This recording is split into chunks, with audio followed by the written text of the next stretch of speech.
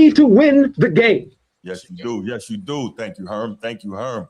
Welcome in. Welcome back to another episode of the Format Podcast live.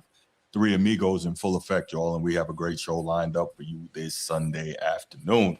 If you're watching live, appreciate you being here. If you're watching on the replay, make sure you hit that like and subscribe. Transfer, check the time on that one. He's like, wait a minute. It's 6 p.m. What is he saying?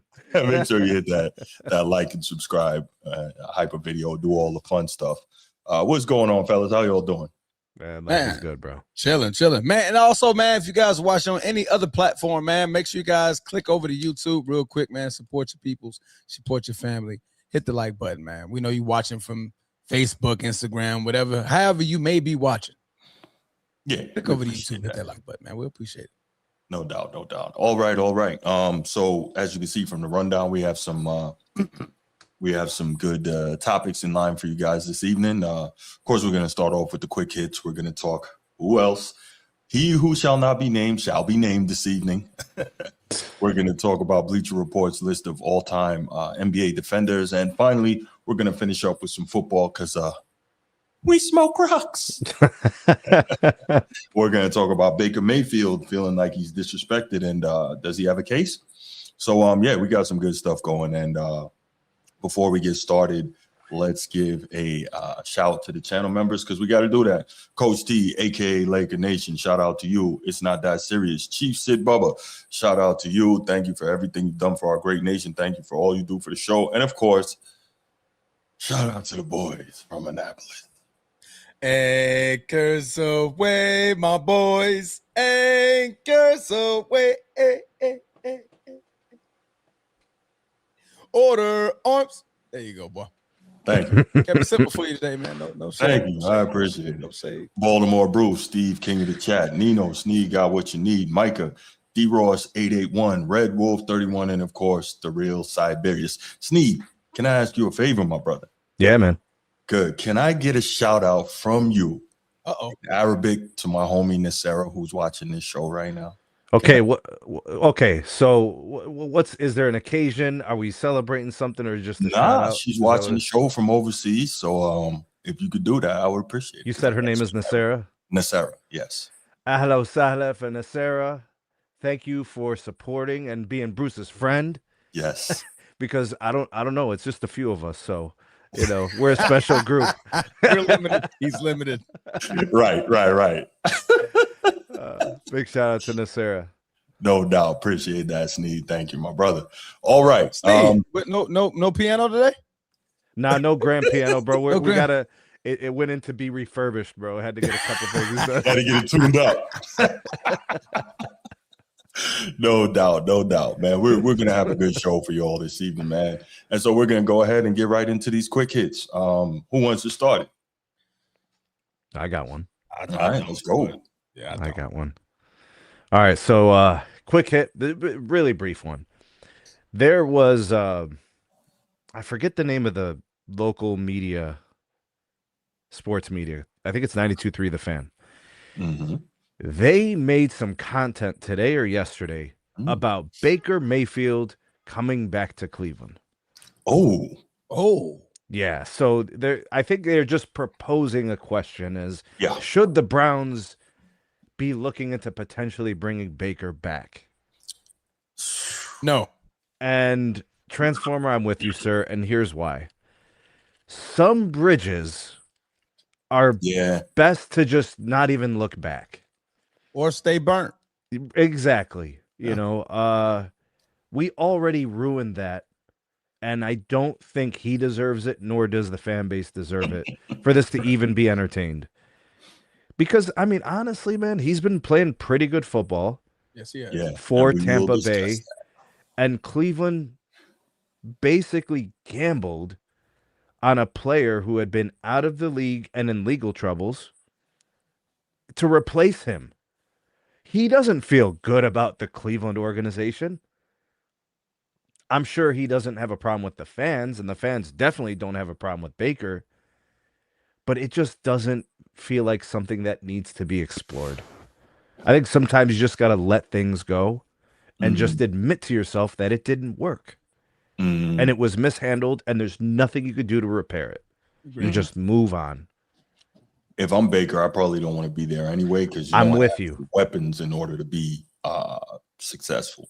I'm with you. So yeah, I think Tampa has served him well. I think he's had a little bit of success. I think the team has supported him, and I just like why?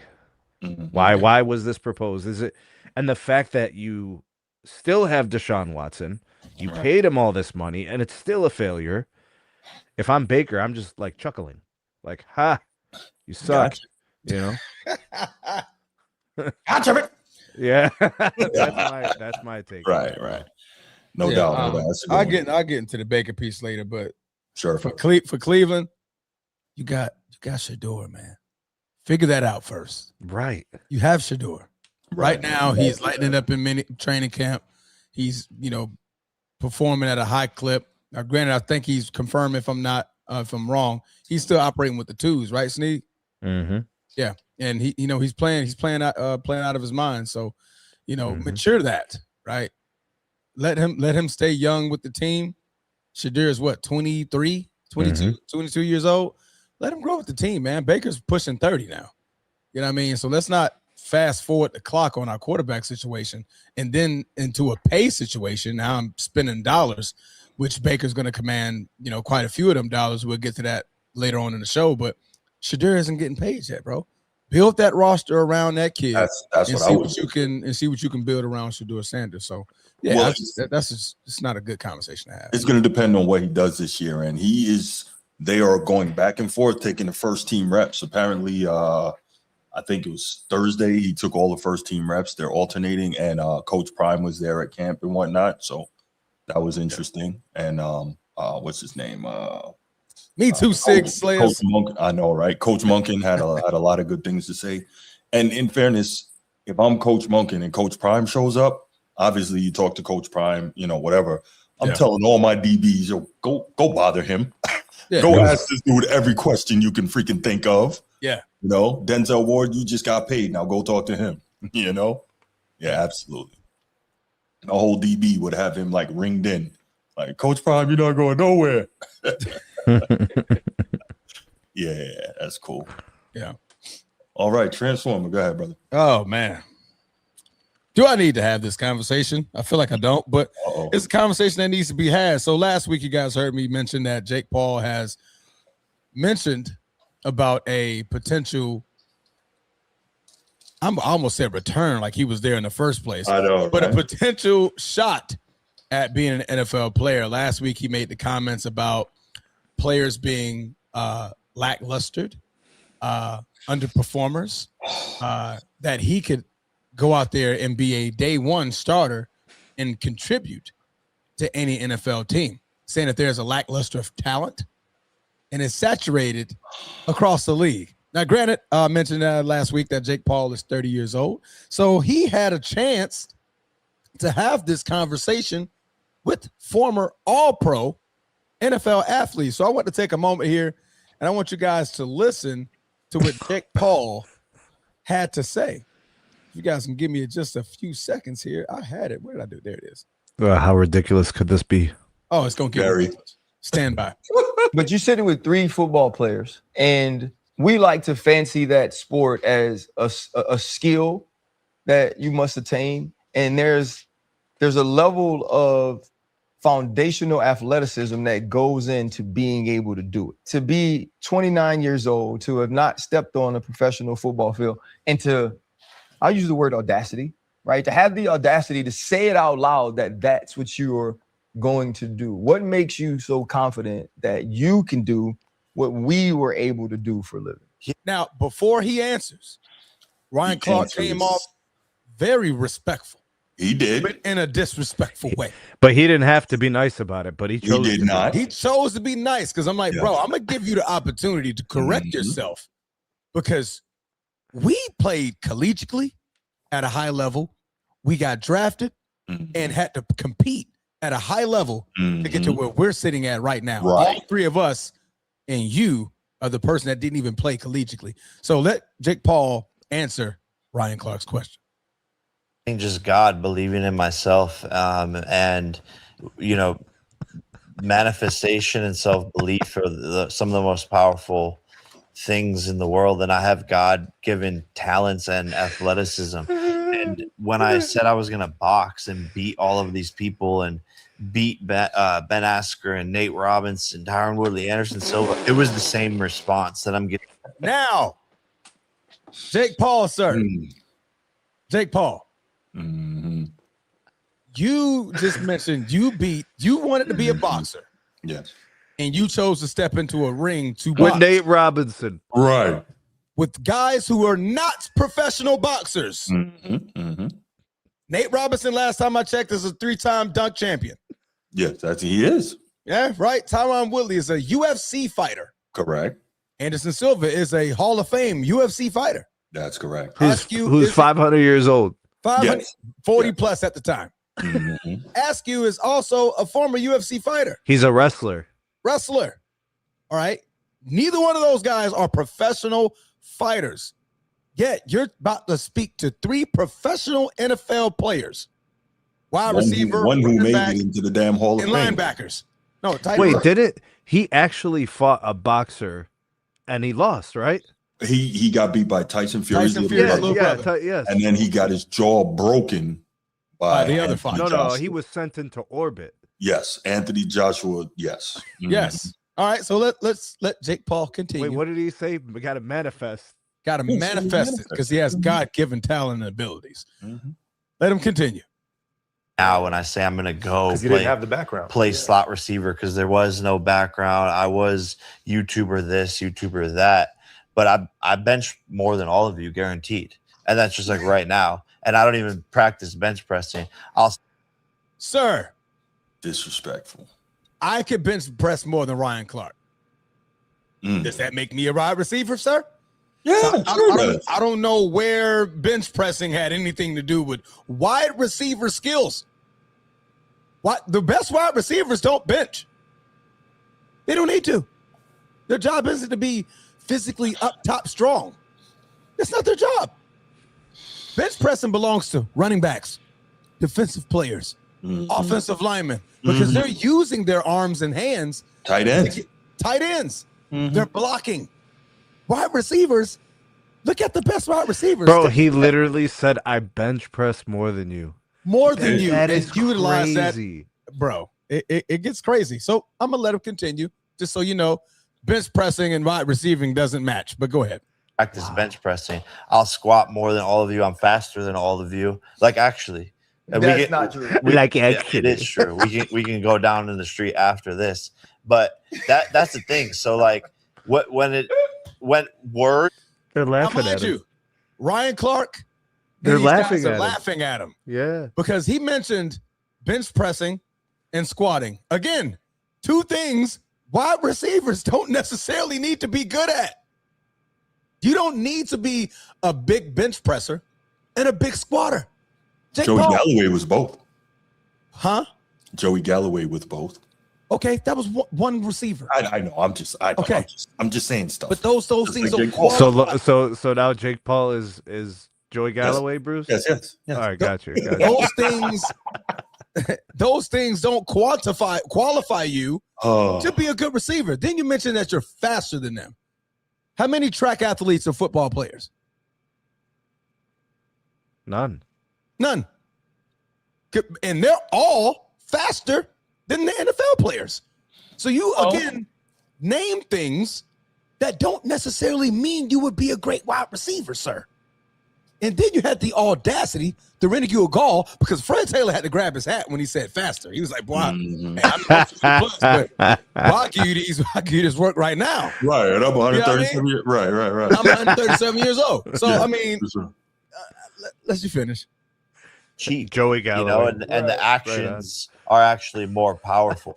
And so I'm a doer and a talker at the same time, but I always back it up. And so to me, slot receiver, I have hands, run some routes, catch some balls, block some people. It can't be that hard. Boxing is way more difficult than football. That's and I'm also only not true. It's 100% true. it's- Again, study was there's released not like even- a month ago. The hardest sport in the world is boxing. They took Number 11 90 was MMA. They took 90 professional analysts of sports and did a study on what the hardest sports are in the world are. And Paul's there. Transformer, real quick. Slot receiver, blocking. Two things that don't happen. He said blocking was really important. He put it like what? He said, good hands, I run routes, and I can block. And Maybe Sneak, he try to be a tight end then. he said they used the analytics. Who analytically won the NBA championship last year? Oh, hell no. Cleveland. We're going to do this, bro. Cleveland. All right, let's continue. number one on What's there boxing? is boxing. And I'm in there by myself. You guys have 10 other players on the field to help you out. And so the mentality is different. The pressure is different. The focus is different. And the training is harder. It's a marathon and a sprint. You guys get a minute in between each play to regroup. This you is fucking like the kidding? This is You guys like, get this is what like I'm you saying. can This is bring out like some. this You is guys like the can bring Bud out. conversation. Right? We had Boxing this is number conversation one. with Bud. Ice hockey's number 2. Football is number 3. No, the hardest thing in sports is to hit a baseball going 100 miles per hour. I agree with that totally. That's the hardest thing to ever do in a sport. That's a hard action within a sport, but the overall sport difficulty. So I would say this: the individuality of boxing and even mixed martial arts makes it difficult. Hold up. All right. That was Sir Jake Paul. Sir. Sir, if you don't mind me asking, when's the last time you stepped on any type of field? Because for you to think that, and I don't take this away from you, Sir Jake Paul, manifestation, confidence, it's oozing out of your pores. It's coming out of your beard at this point. I can see it, right? But I can ooze and feel that I'm a multimillionaire and go out there and I'm still 100,000 there. It's just not the same, right? It just doesn't happen that way. You're going to use your YouTubing and the fact that you stepped into a ring and fought guys who are not professional fighters and use that as your backup to why you can go out there and challenge professional athletes in the NFL who are played that position from a pee-wee league in most cases to a high school level, to a collegiate level, to an NFL level, and say you're better than them. Yeah. At 30. I don't think he could get open on an NFL corner. Like, You're going to get targeted. Those corners in line. how would he create separation? He's specifically going to get clocked by a linebacker because he said slot. Slot means you're coming across the middle. You're going to have to come across the middle. Slots don't get to just run outside routes. You're thinking outside receiver to where the linebackers don't bother you. Slot, Well, I you're mean, coming across that middle. He could run like a slot option where he could go left or right or just do like a curl. But I still don't think there's any separation. He's not sudden enough or fast enough to separate from an NFL corner. Guys, Not even a nickel or a dime corner. Like guys, I think like we're like a missing third. the. I'm sorry, go ahead, Sneak. It's just he's literally a clown, and he's offending these guys, and they're starting to get mad, and they're laughing at him. They're trying to keep it cordial and fun Yeah. because they know it's a joke. Right. Because he said, I got hands, I run routes, I got speed, and I'm faster than you, and I bench more than you. Like, bro, that's the stuff like a nine-year-old would say. That sounds like a powerlifting competition. Sounds like you want to go to the Olympics. Because, sir, you don't need to be fast in the NFL. It's not about being fast. It's about knowing your position and running routes. It's about quickness. Your fiber 2 muscles need to be adequate to that position and to those routes to make those type of cuts. It's not about being fast. Bro, when he was in high school, he wasn't that kind of player. Where would that all of a sudden happen and manifest over the last 12 years? Because you don't get faster as you get older. Steve. No. You don't get faster. You don't all of a sudden Your train. coordination doesn't get better. No. Your reactions don't No. get better. I would ask him, what, at least tell us what's your 40 time. If you're faster than us, what is your 40? When the last time you ran 40? There's probably NFL linemen who have better 40s than him. Probably. I'm almost positive he doesn't train a 40-yard dash, bro. I'm almost positive that he doesn't run 100 yards. Yeah. He doesn't. Yeah. Those guys do that routinely On a day-to-day basis. Off season, they're training. During the season, they're training for their positions to get better and better and better and better and better. There will never be a day transformer where any of this gets puts to the test. He will never partake in an NFL practice, combine, any of that. Now, before you go, Bruce, this gets more entertaining. Oh my gosh, there's more. There's more. Oh, there's more. There's more. Let me get my. So, in light of all of this madness that people are now calling it out and saying that he doesn't belong on an NFL stage or NFL field, he goes to Twitter and says, I will pay any NFL player $1 million if you could box me better than I run routes against you. Internet is judge. Will send my jet to pick you up. Who's down? So now you're about to pivot. Mind you, he was on the show off the pivot. You're about to now pivot to now challenge the people to box to prove you can run a better route. Sir, what are you doing? What are you doing? The way you challenge them is you go out on the field and you probably beat them at this stuff. I challenge you in a 7-on-7. Challenge you in flag football. Let's go run some routes. DBs holler at me. Let's put this on film. Let me see if I can beat you in some one-on-ones. Boxing, sir? They're not professional boxers. So now you're about to try to drag these folks off the field to prove that you can run better routes. Sir, this don't make sense. But where it does make sense is that you're a YouTuber. Where it does make sense is this is good marketing. Where it does make sense is that you're bored. Where it does make sense is that somebody to knock the lights out of your ass. You need anything to do to make content. Because this is not even making sense. The NFL world is laughing at you. We are laughing at you. So now that makes you a comedian. Great job, Jake Paul. You're officially a comedian, bro. But he's an entertainer. He's not really even truly like a pro athlete. Like, he did an official pro fight? Yeah. Okay, so they I count guess these by as pro definition, fights. Yeah, he's a professional boxer. correct. Okay. That's where we draw the line.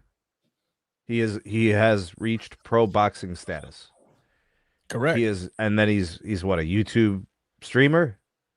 I think he's still considered. Not so much anymore, but Not even anymore. Okay, so in fairness to him, though, from people who know, they say that he took the boxing very seriously.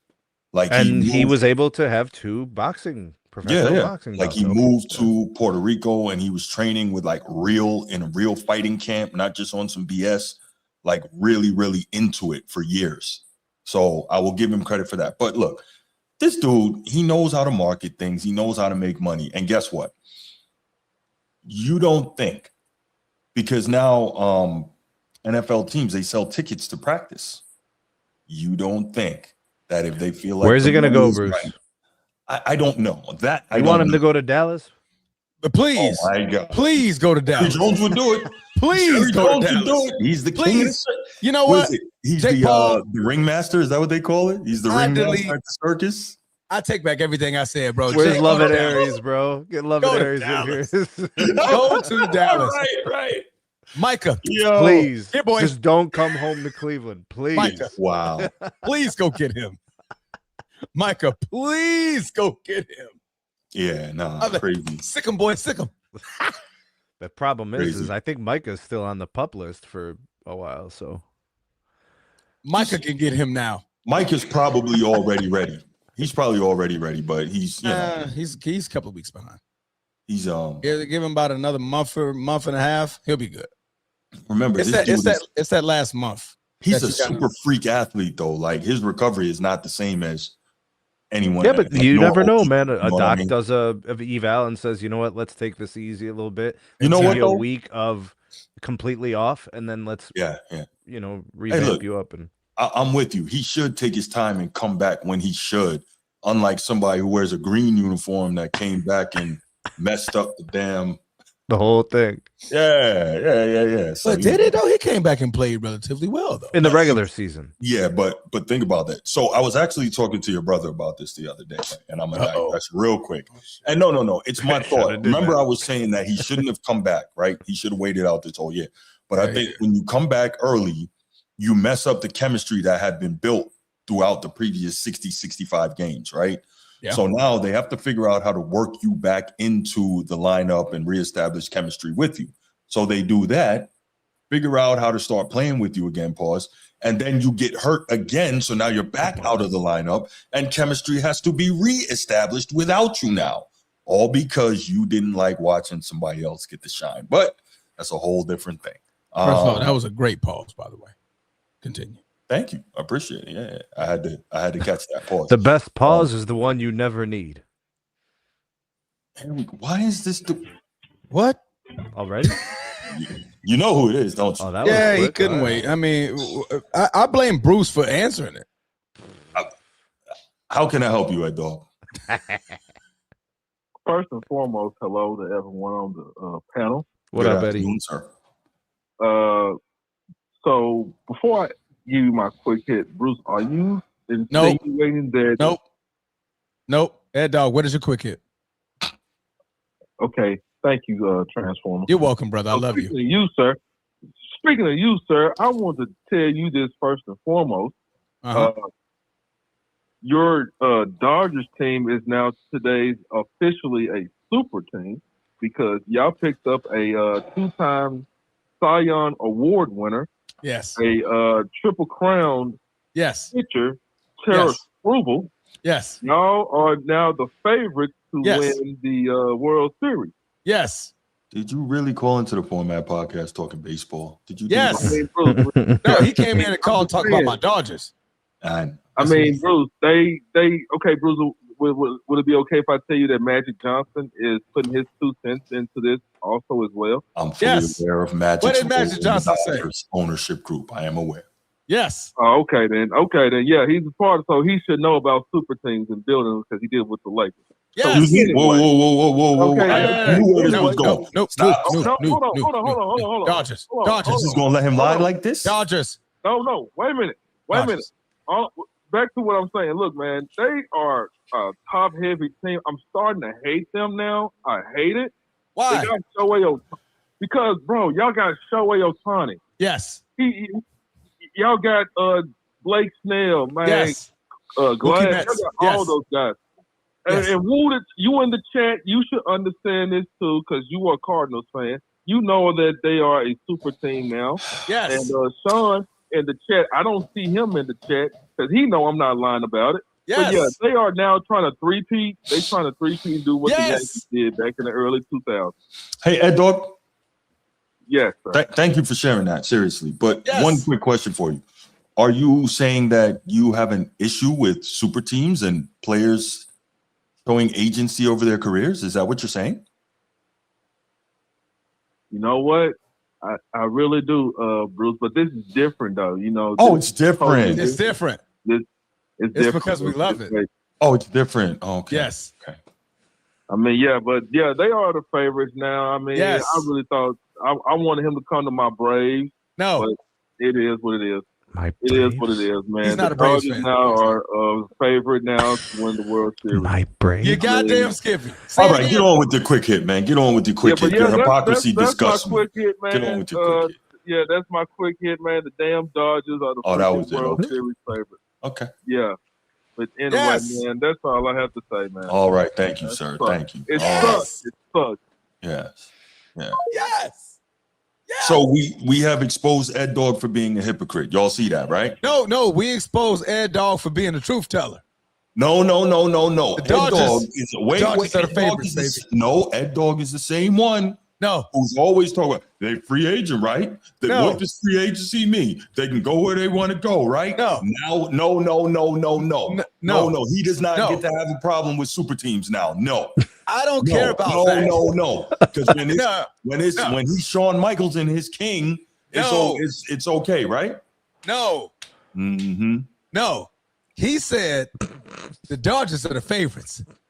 That's all I heard, baby. And that's all you heard. That's all I heard. What did you hear, Sneed?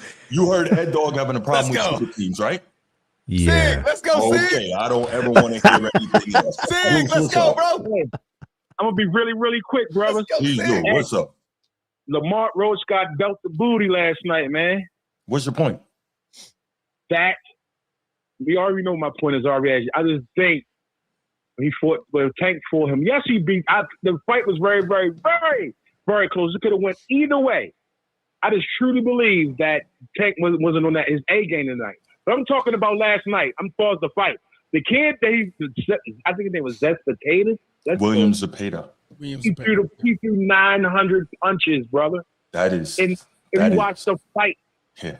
Lamar just couldn't keep up. No, Lamar was hitting almost some counter shots, but we all know Lamar don't have no real big punch. He got 11 knockouts out of 26 wins. Right. So the knockout percentage not that big, but he was hitting with some stuff. But 900 punches thrown, this was too much. He literally, I sit and watch this guy, I'm calling him Mr. Z, literally break Lamar Roach down, man, from the first round to the 12th. I mean, he was hit. Put it like this. He didn't respect Lamar Roach's power last night. Every time Lamar Roach hit him, he kept coming. So, yes, Mr. Z and Tank, two different types of fighters, but 900 punches, brother, that is hard to keep up with. That is serious 184 output. to be Absolutely. Yeah. He's a Mexican. You know how the Mexicans, they fight to the death. Yes. They fight very busy, for sure. And they got hard heads and they got thick necks. So it's gonna be hard to knock them out. Every Mexican getting knocked out. What do we do? One more thing, and I'm gonna give you 30 seconds. I've been checking up NFL training camps. Patrick, I truly believe Patrick Mahomes should sit out another year. He's not ready, bro, with that leg. He's not. Who? Patrick Mahomes needs to sit out. At least he needs to go on the pup list to week 8. He's not ready. Patrick who? Mahomes. You talking about Mahomes? He's not ready. I was watching a lot of commentary and stuff with him. That knee is not. You watching commentary or you watching him? I'm watching him, like the throw, how he's stepping, and how just watching clips on Instagram and watching stuff on YouTube. The knee is not ready, bro. How can you tell? I think he's coming back too soon. The height throwing the ball is not. You just gonna see he's laboring. He's laboring, and the knee is not 100% healthy. I truly believe we need to sit down to pup list to the 8th week. To the 8th week. I truly think he need to come back 100% healthy. We all know Patrick Mahomes is a dog and a warrior. He'll play with it. He'll cut his leg off and still try to play with a fake leg if he could. But that knee is not ready. And the goddamn Travis Kelce, he's living a American life. He look like he gained 30 or 40 pounds. I'm pretty sure he'll lose that throughout training camp, throughout the heat.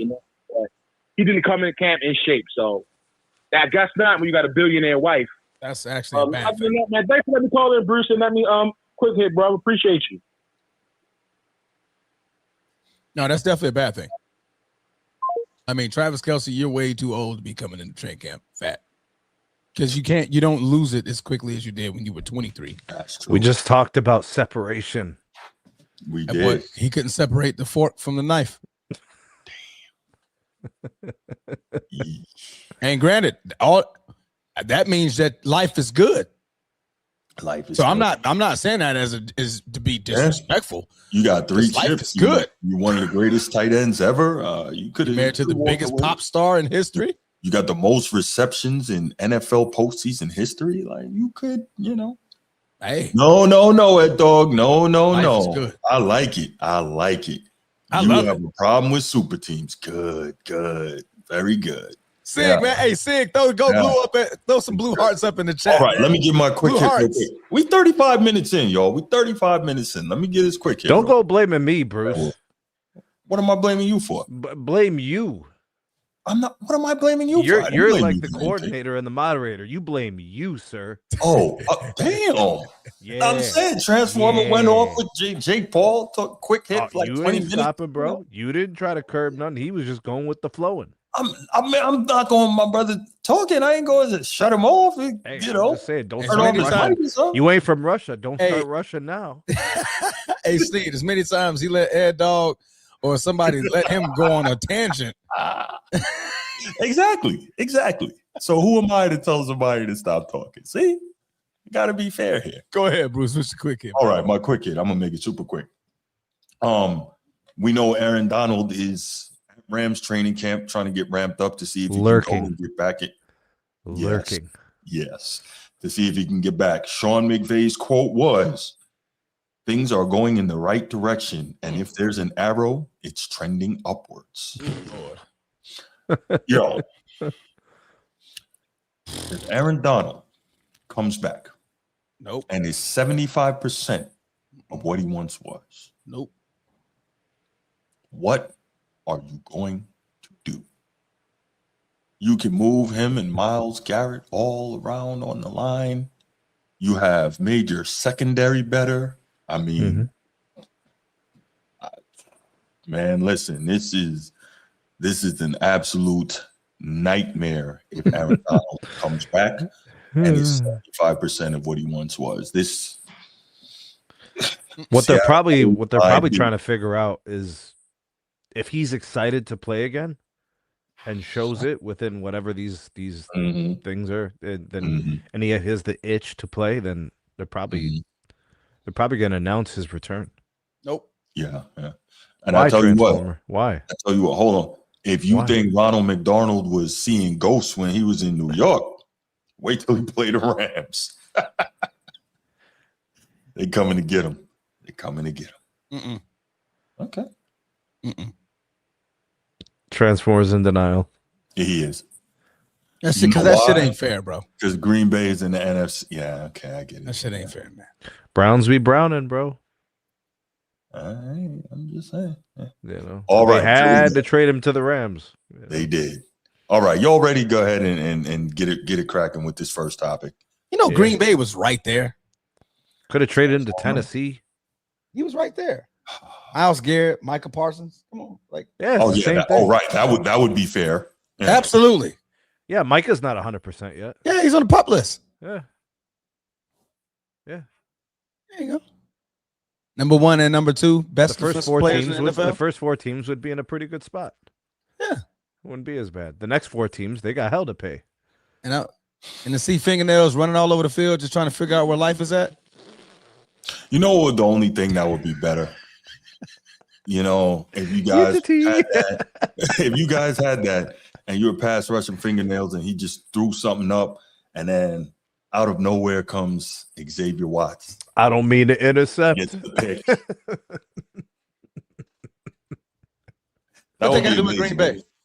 I'm just saying that would make it even better if he was there to help you all with it. That's what. If we had Xavier, I would absolutely welcome Xavier Watts. Absolutely, yeah. I was doing. You said me during the draft. I remember. I wanted him. I know you did. Yeah. Who'd they take with that pick? No, he went before us.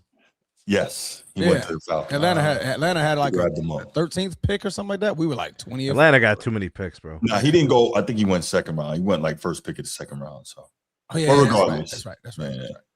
Anyway, let's go ahead and let's get it, man. Transformer. Get off, brother.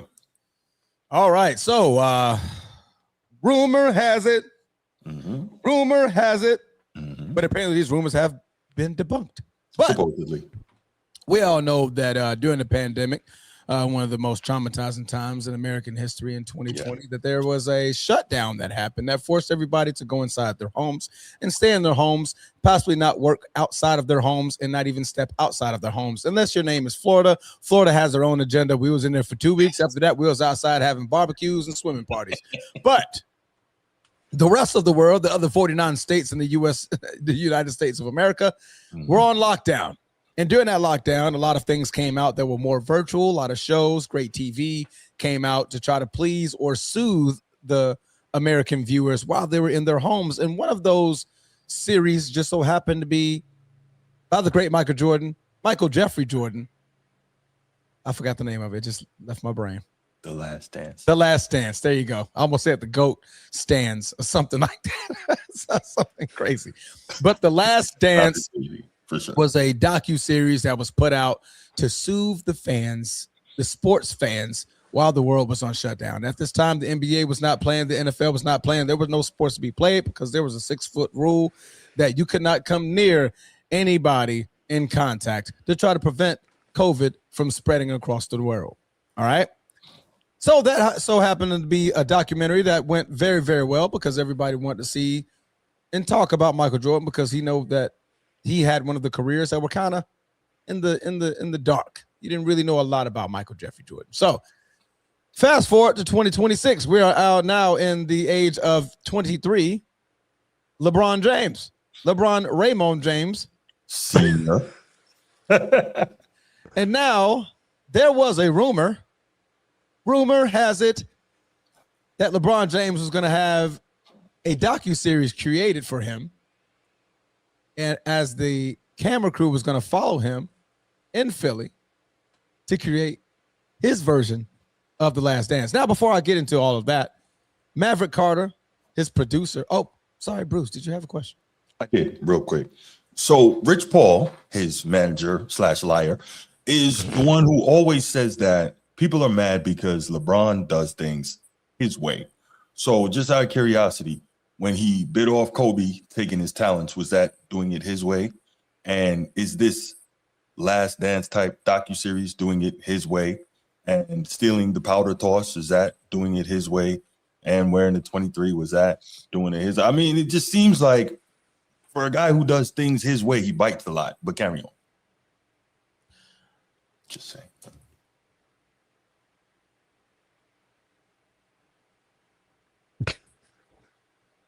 I shouldn't go there. No, I'm not going to go there because Bean, bro. Just saying. I mean, we can't talk about biters when my favorite player is one of the biggest biters in history. But he never faked like he wasn't. He told you where the inspiration was coming from, and he's emulating being the greatest. I believe LeBron did too. There, so I'm just saying. LeBron admitted that he takes stuff from other greats, but that's besides the point. But nobody was, he and honestly, he's not stealing from Jordan. If you want to be 100% honest, LeBron ain't stealing nothing from Jordan. Jordan didn't come from out of his house and said, I want to create a Last Dance documentary. Oh. Who did? Who did what? Who wanted to create that documentary? It wasn't him. What do we? I just lost you. I'm sorry. Who wanted to create the Last Dance documentary? MJ, I guess. No. Then who? I don't know. It wasn't him. Okay, who? It was the network. Okay. The network did that. Okay, so Michael Jordan didn't want to have all that stuff. All right, so what is the point you're trying to make right now? Because you're trying to say LeBron is, because the thing is, people are trying to say LeBron is biting off of Jordan, which is absolutely 100% false. He's not biting off of Jordan. He's biting off of what the network did for Michael Jordan. There's a difference. There's a subtle difference. Okay. If Jordan was to come out and say, I'm creating a Last Dance, I'm doing this. Then LeBron James, because y'all can say, oh, he's just doing what MJ did. No, but MJ didn't do the Last Dance. He was just happened to be on the video of the Last Dance. It's not so much he's biting Jordan. It's the premise that for a guy who always did it his way, and that's why we hate him, he does a lot of biting. Oh, by the way, let's not forget also that he wants to be such a wonderful storyteller. Well, I wonder where that came from. But anyway, go ahead. Do your thing. So my thing is, exactly. If it ain't broke, why are we trying to fix it? Okay, you totally missed my point. But go ahead. No, I'm not missing your point because I'm trying to figure.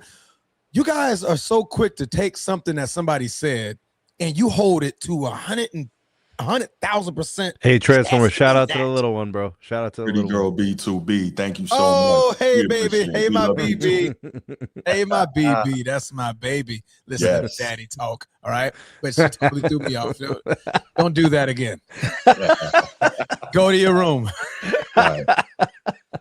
I love my baby. But anyway, all right. Anyway, LeBron James is was supposedly going to be doing a docu-series, but Maverick Carter has now announced that that is not true. They have no intentions of doing said documentary like The Last Dance. So that's starting to cause a lot of fliff and flaff on the fans of LeBron James saying, yes, we want this to happen, while the mainly Jordan lovers and the Jordan negative enthusiasts saying, oh, he biting, he doing this, who cares? Complaining like they always do. So now it's up to us to have our decision and our conversation on whether Those impersonations are crazy, bro. Crazy. I mean, we got one side saying, yay, we want to wave pump up. Like, I want to see Mike. Like, let's see LeBron. Yay. And the other one's like, oh my God, he's biting. Hey, He's doing something that Jordan did. swagger. Oh, we watched him for 24 years. We got to watch him again. Yeah, for sure. Y'all don't know that LeBron James is one of the smartest athletes in the world. Bruce And knows how to make $1. He knows that you're going to watch it. He knows that you're going to watch it. Cover it. If I didn't have to cover it, I wouldn't watch it, bro. Exactly. I swear to you. So now that I said that, I might as well get to my answer. Should LeBron have a docuseries? Yes. Yes, he should. Yes. He's had one of the greatest careers ever. He should have a docuseries. Absolutely. Yeah. Why would we not want to have a docuseries about a guy who's played 25 flipping years in the NBA? Right. Like him or love him or hate him. Why would you not want that to happen as a sports fan? I want to see how many lies he's going to tell because, you know, I'm a rip However you want to watch it. Right. You're going to watch it. Right there with the pen and the pad. You're going to watch it. Whether you like him, love him, or hate him, you are going to watch it. So LeBron, Raymond James, Maverick Carter, Rich Paul, do it. It's a guaranteed multi-million-dollar hit. Oh, it's probably going to do better than whatever's coming out in the movie theater that week. Space Jam too. Oh yeah, okay, yeah. Mm-hmm. Again, forgot that part. Not biting off Jordan. Who wanted to do that, Bruce? Just biting. Period. That's the point. That's no. It's not just about Jordan. You guys are saying Jordan. That's the problem. No, if you say he's biting off of the things that they did for Jordan, that is different. But you guys are saying Jordan like Jordan did it. Okay. He didn't do it. Man. Woo. That's the problem. You guys are everybody wants to compare LeBron and Jordan so fast. I don't. So vastly that you guys are saying he's doing what Jordan do.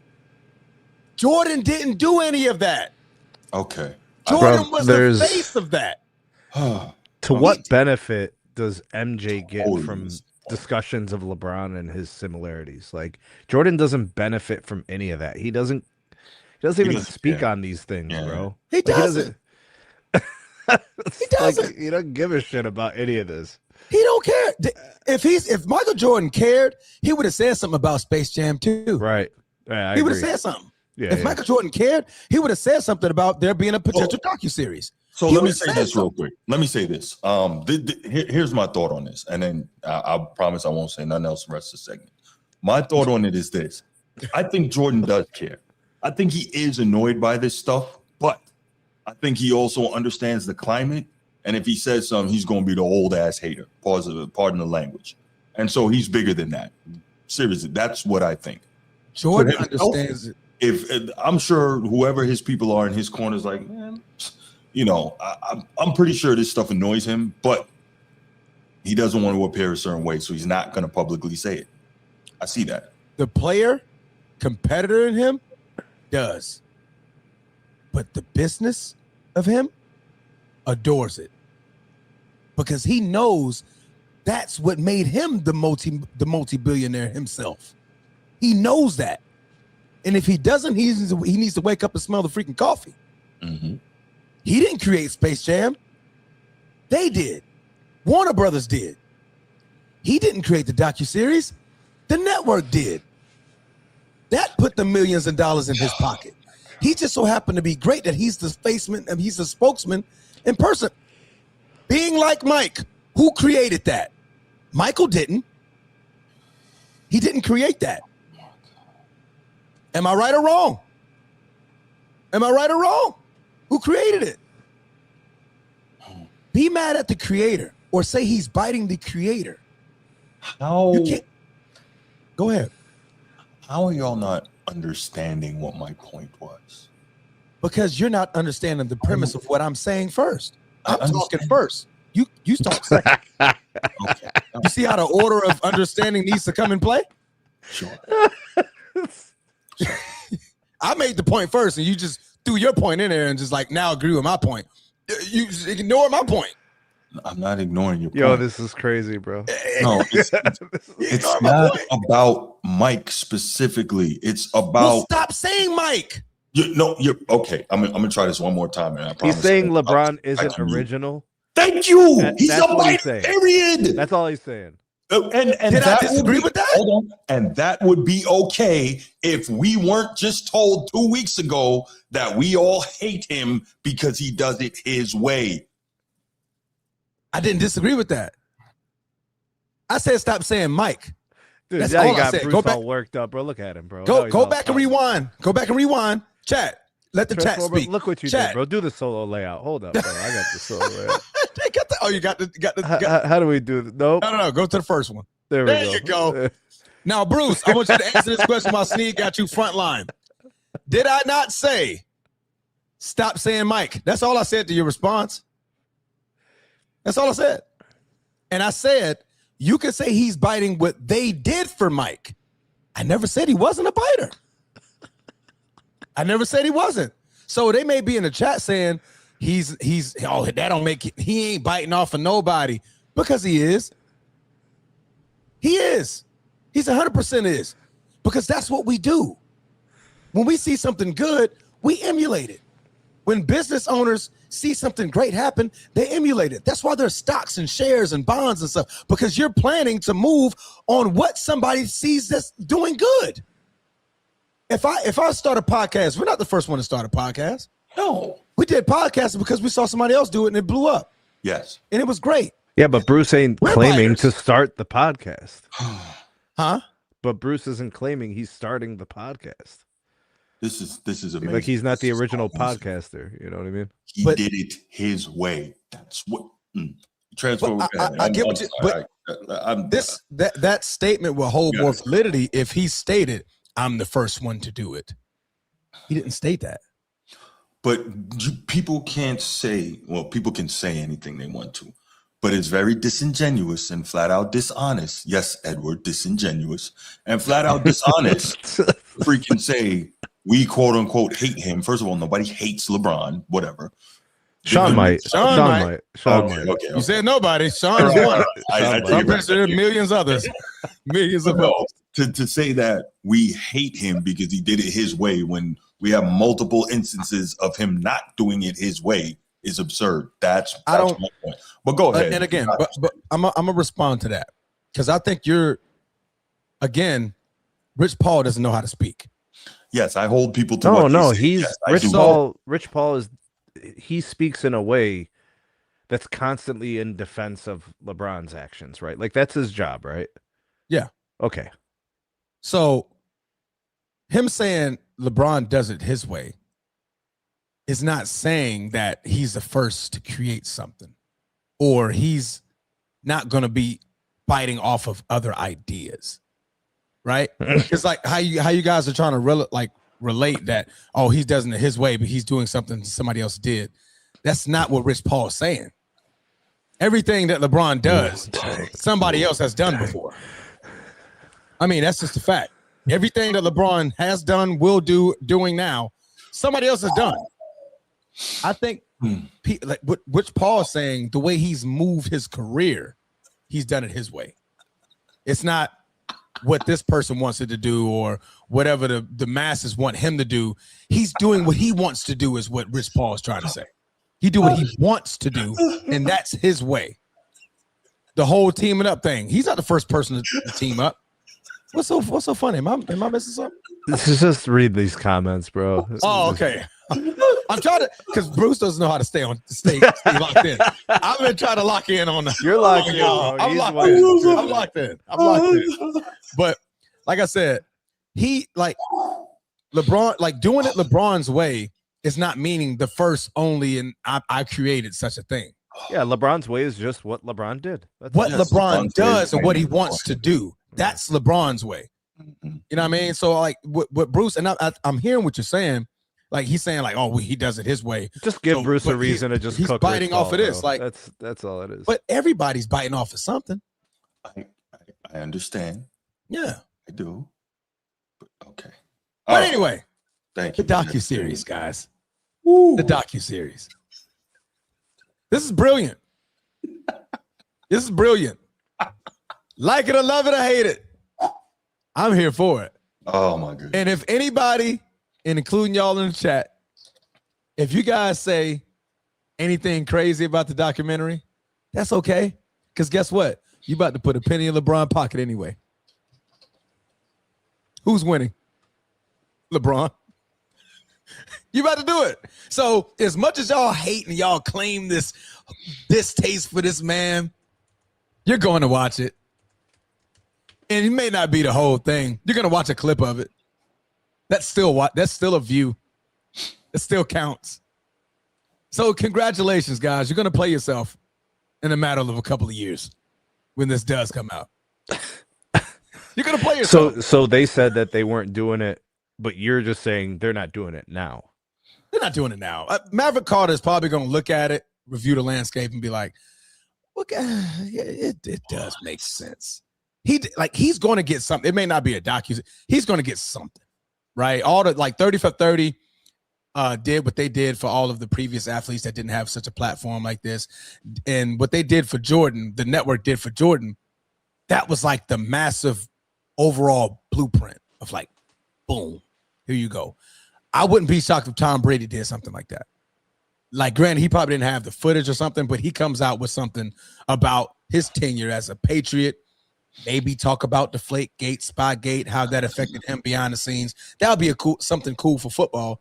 And for LeBron to do something like, bro, you're like the biggest name in sports history, one of the biggest names in sports history. It only makes sense. And for Maverick Carter and them, this is going to do numbers irregardless because people are going to view it whether they like, love, or hate him. You think? Did you say that it would be bigger than The Last Dance? Oh, no, I didn't say that. I didn't say that. Oh, okay. But the way it's going to circulate, it could. It certainly could because of the review and the rewatch. Like Bruce said, to Bruce's point, Bruce is going to watch to count the lies. He's not going to catch all the lies on the first go round. So Bruce has to go back and rewind it. Yeah. He has to go back and rewind it. He has to go back and rewind it. He has to go back and rewind it. That's crazy. Those things count as views. Wait. He said what? Exactly. That's going to count. No, and then they also count the amount of time that you spend on it. Mm-hmm. So it could, because of the mere fact that people either like, love, or literally hate him. It's a possibility. I'm not saying it will, but it can come up there. Now, the only thing he's battling is that the time that Jordan's documentary came out, we were all stuck here. Starving for content. We were starving. We were craving it, right? Yeah.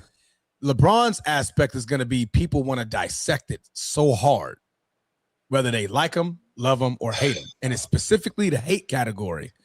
They're going to rewind the hell out of it because they want to catch a lie. They want to catch, and they're going to go back and look at the rest of his career like, oh, no, this don't add up. That type of stuff. Go ahead, Bruce. Go ahead. You're 100% right in everything you're saying. I just have one question. Go ahead. Why is it hating if we know he's going to lie and we're... Seriously, why is that hating? You know he's going to lie. Why? Because that's what they do. I didn't say he was. Okay, so let me ask you this, Transformer. I'll follow up with that one. He lies involuntarily. Yes. Like nobody even asked him anything. Right. He lies. Yes. So why is it hating to, like, come on, man. Yeah. Exactly. Exactly. Upside down. Oh, shit. Hey, LeBron, you still on the same page. Oh, hey, shit. what's your favorite chapter? One. Yeah, one. First of all, Greek mythology, man. Y'all know I love it. Go ahead. No, Greek mythology is good stuff. Are we doing calls on this, bro? Oh yeah. You already know we are. God. Now I get a chance to yeah. view the comments. I didn't get a chance to view the comments. I was trying to stay locked in. Bruce, You doesn't were know. locked in, bro. You were cooking. You were locked in. Bruce. Yeah, Bruce leaning, digging in the seat with a gangster lean for half of the thing. I don't know. So, chat man, tell us what you think. Should LeBron have a docuseries? After listening to what I said, whether you like, love, or hate him, as a professional athlete / business owner, because this is what LeBron is, should he have a docuseries? Wait. Oh, thanks for calling the Format Podcast. Who's this? Oh no. Oh, you ready now? Oh, my! I thought you answered it. You said, "Wait." I thought you were talking to me. Bruce didn't want to answer. Bruce might as well just sit back. Yeah, I'm about lean to. back I'm or about whatever. to. If I deal with you, Yeah. on You this do show. that because Talk to them. yeah, I'm gonna talk to them. Sneak, Transformer. Hey man, good cooking, bro. You was cooking. You know what I'm saying? Like you always Fish grease. do. Man, bro, you was straight up, man. It was tremendous. So, y'all give me 5. Sneak, I'm gonna ask you first, sir. Give me 5 things that's so negative about MJ's career. You said one more time. 5 what? Can you name at least 5 things that's negative in Michael Jordan's career? I can name 20 things that's negative about Michael Jordan. Like on the court, like as a player, or like him? Anything. Oh, you anything. You just want me to do it? Oh shit! Gambling is number one. On the court, it doesn't matter. Oh yeah, I can name quite a few things. 5. Give me 5. Just give me 5. Gambling. The first part of his career, he was viewed as a ball hog. Chucking. In the first part of his career, he was viewed as a loser. In the first part of his career, he was viewed as an underachiever against great teams. During his career, even in the heart of it, people hated his guts. Once he started winning, they started hating him.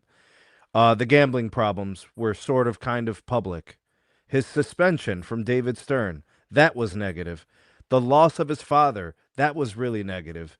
His baseball ambitions were negative. Even though some people could say they're positive, I say they were negative. And by that, I just mean it took away from basketball. So to me, I view it negatively.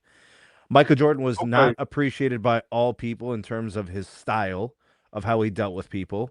A lot of people say he was pretty mean. Some people said he had a bad attitude. Asshole. I think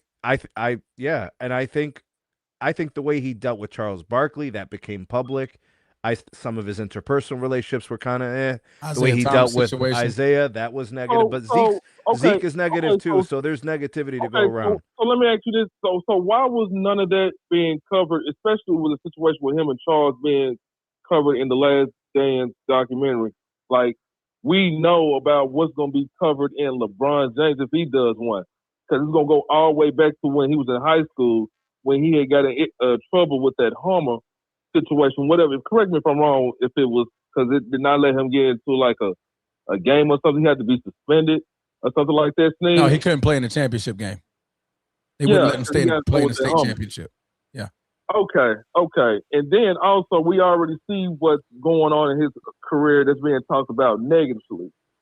I would like to see in this documentary, of course, about the meltdown against in the 2011 finals.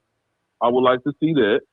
I also would like to see what's probably going to be in there too is where his mother did something with Wes. That's going to probably be covered in there, things like that. And then, of course, we already going to talk about it because drama sells, the negativity sells.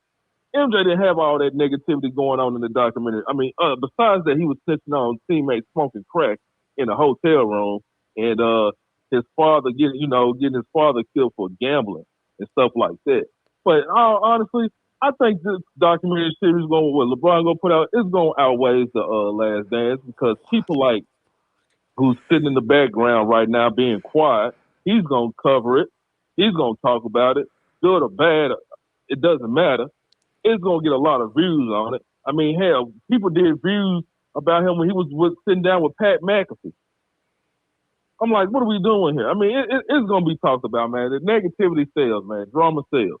It's theater. And he does have no a strong matter what it is. The drama part. Drama does sell. You know what I'm saying? The American viewer loves to watch is drama.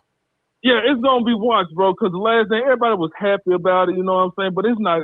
It's not gonna be as covered. But it had a as drama LeBron aspect to it, though, Sean. I will say. Really did not. It did a little bit, but LeBron's gonna be a lot more because you got people like sitting in the background, just leaning back in his game chair. You don't talk about it. You know what I'm saying? It's gonna be talked about. Seriously, I mean, seriously. No, it will. It will. And that's what's going. That's why it's such a smart business play, because again, and this is what Bruce hates, and he's gonna hate me for saying this. He's a hater. I will hold off on this documentary coming out for at least 2 to 3 years post my retirement. Yeah, because guess what? You got to bring him back up again, and that's gonna show how dominant this man has been. That he's gonna take over the entire network for at least 6 months. That's how big the documentary is, especially if he puts it out in segments and not all at once, like puts it out in like a weekly segments or something like that. He's going to take over the sports world for a minimum half a year as far as content. Bruce is going to, the business side of Bruce is going to love it, but the other 99.9% of Bruce is going to vehemently hate it because you're going to have to talk about him again.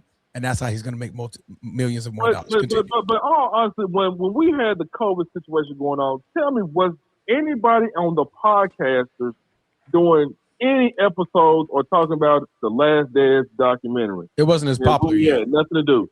But it wasn't as popular as podcasting is now. Podcasting was just becoming more of a thing at that point. But yes, they were. And this is what LeBron has to deal with because podcast is more popular. And social media is more popular. So, yes, it's going to outdo the Last Dance document. It really is. It truly is. And guess what?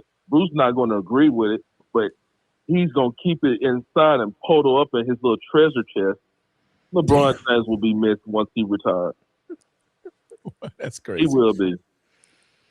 But that's all I have to say, fellas. All right, man. Good call. You. Appreciate it, brother. All right, Steve. All right, Eddie. The podcasting portion is what's going to aid that as well. Because again, when you're watching all of these podcasts, even though you've probably seen the documentary, you're going to go back and rewatch it for yourself. Again. It's a great topic, fellas. Go ahead. You're going to have some people saying it's biting, but we already know it's not. No ideas are original. There's nothing new under the sun. So, docu-series been going on for decades. It's not nothing new.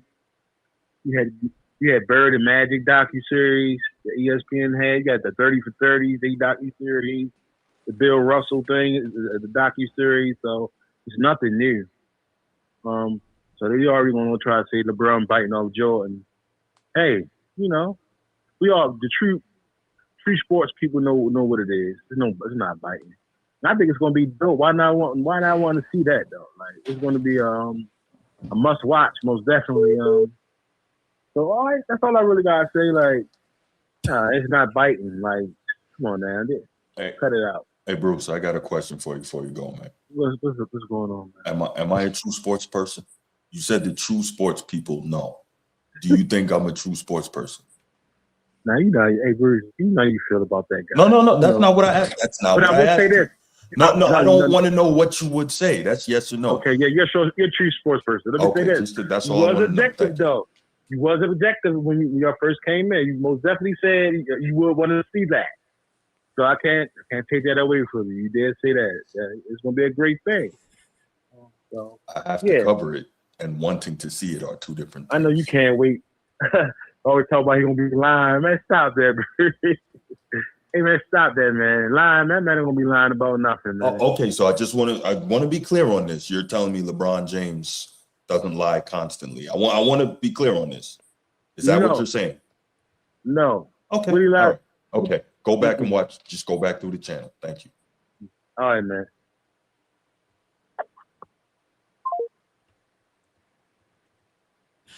I love this, man. You know what? When I get to cooking a lot, Sean gonna love this. My brother Sean. Bruce turns his mic off. When Bruce really don't have much to say, he's like, I think Bruce is picking his spots, and he knows this one's. He's like, there's nothing I can say. He don't have much to say. Yeah, y'all crazy. What's going on, Nino? Man, Nino. y'all work Bruce. I never seen Bruce. Bruce took his head off. It's like he bad, bro.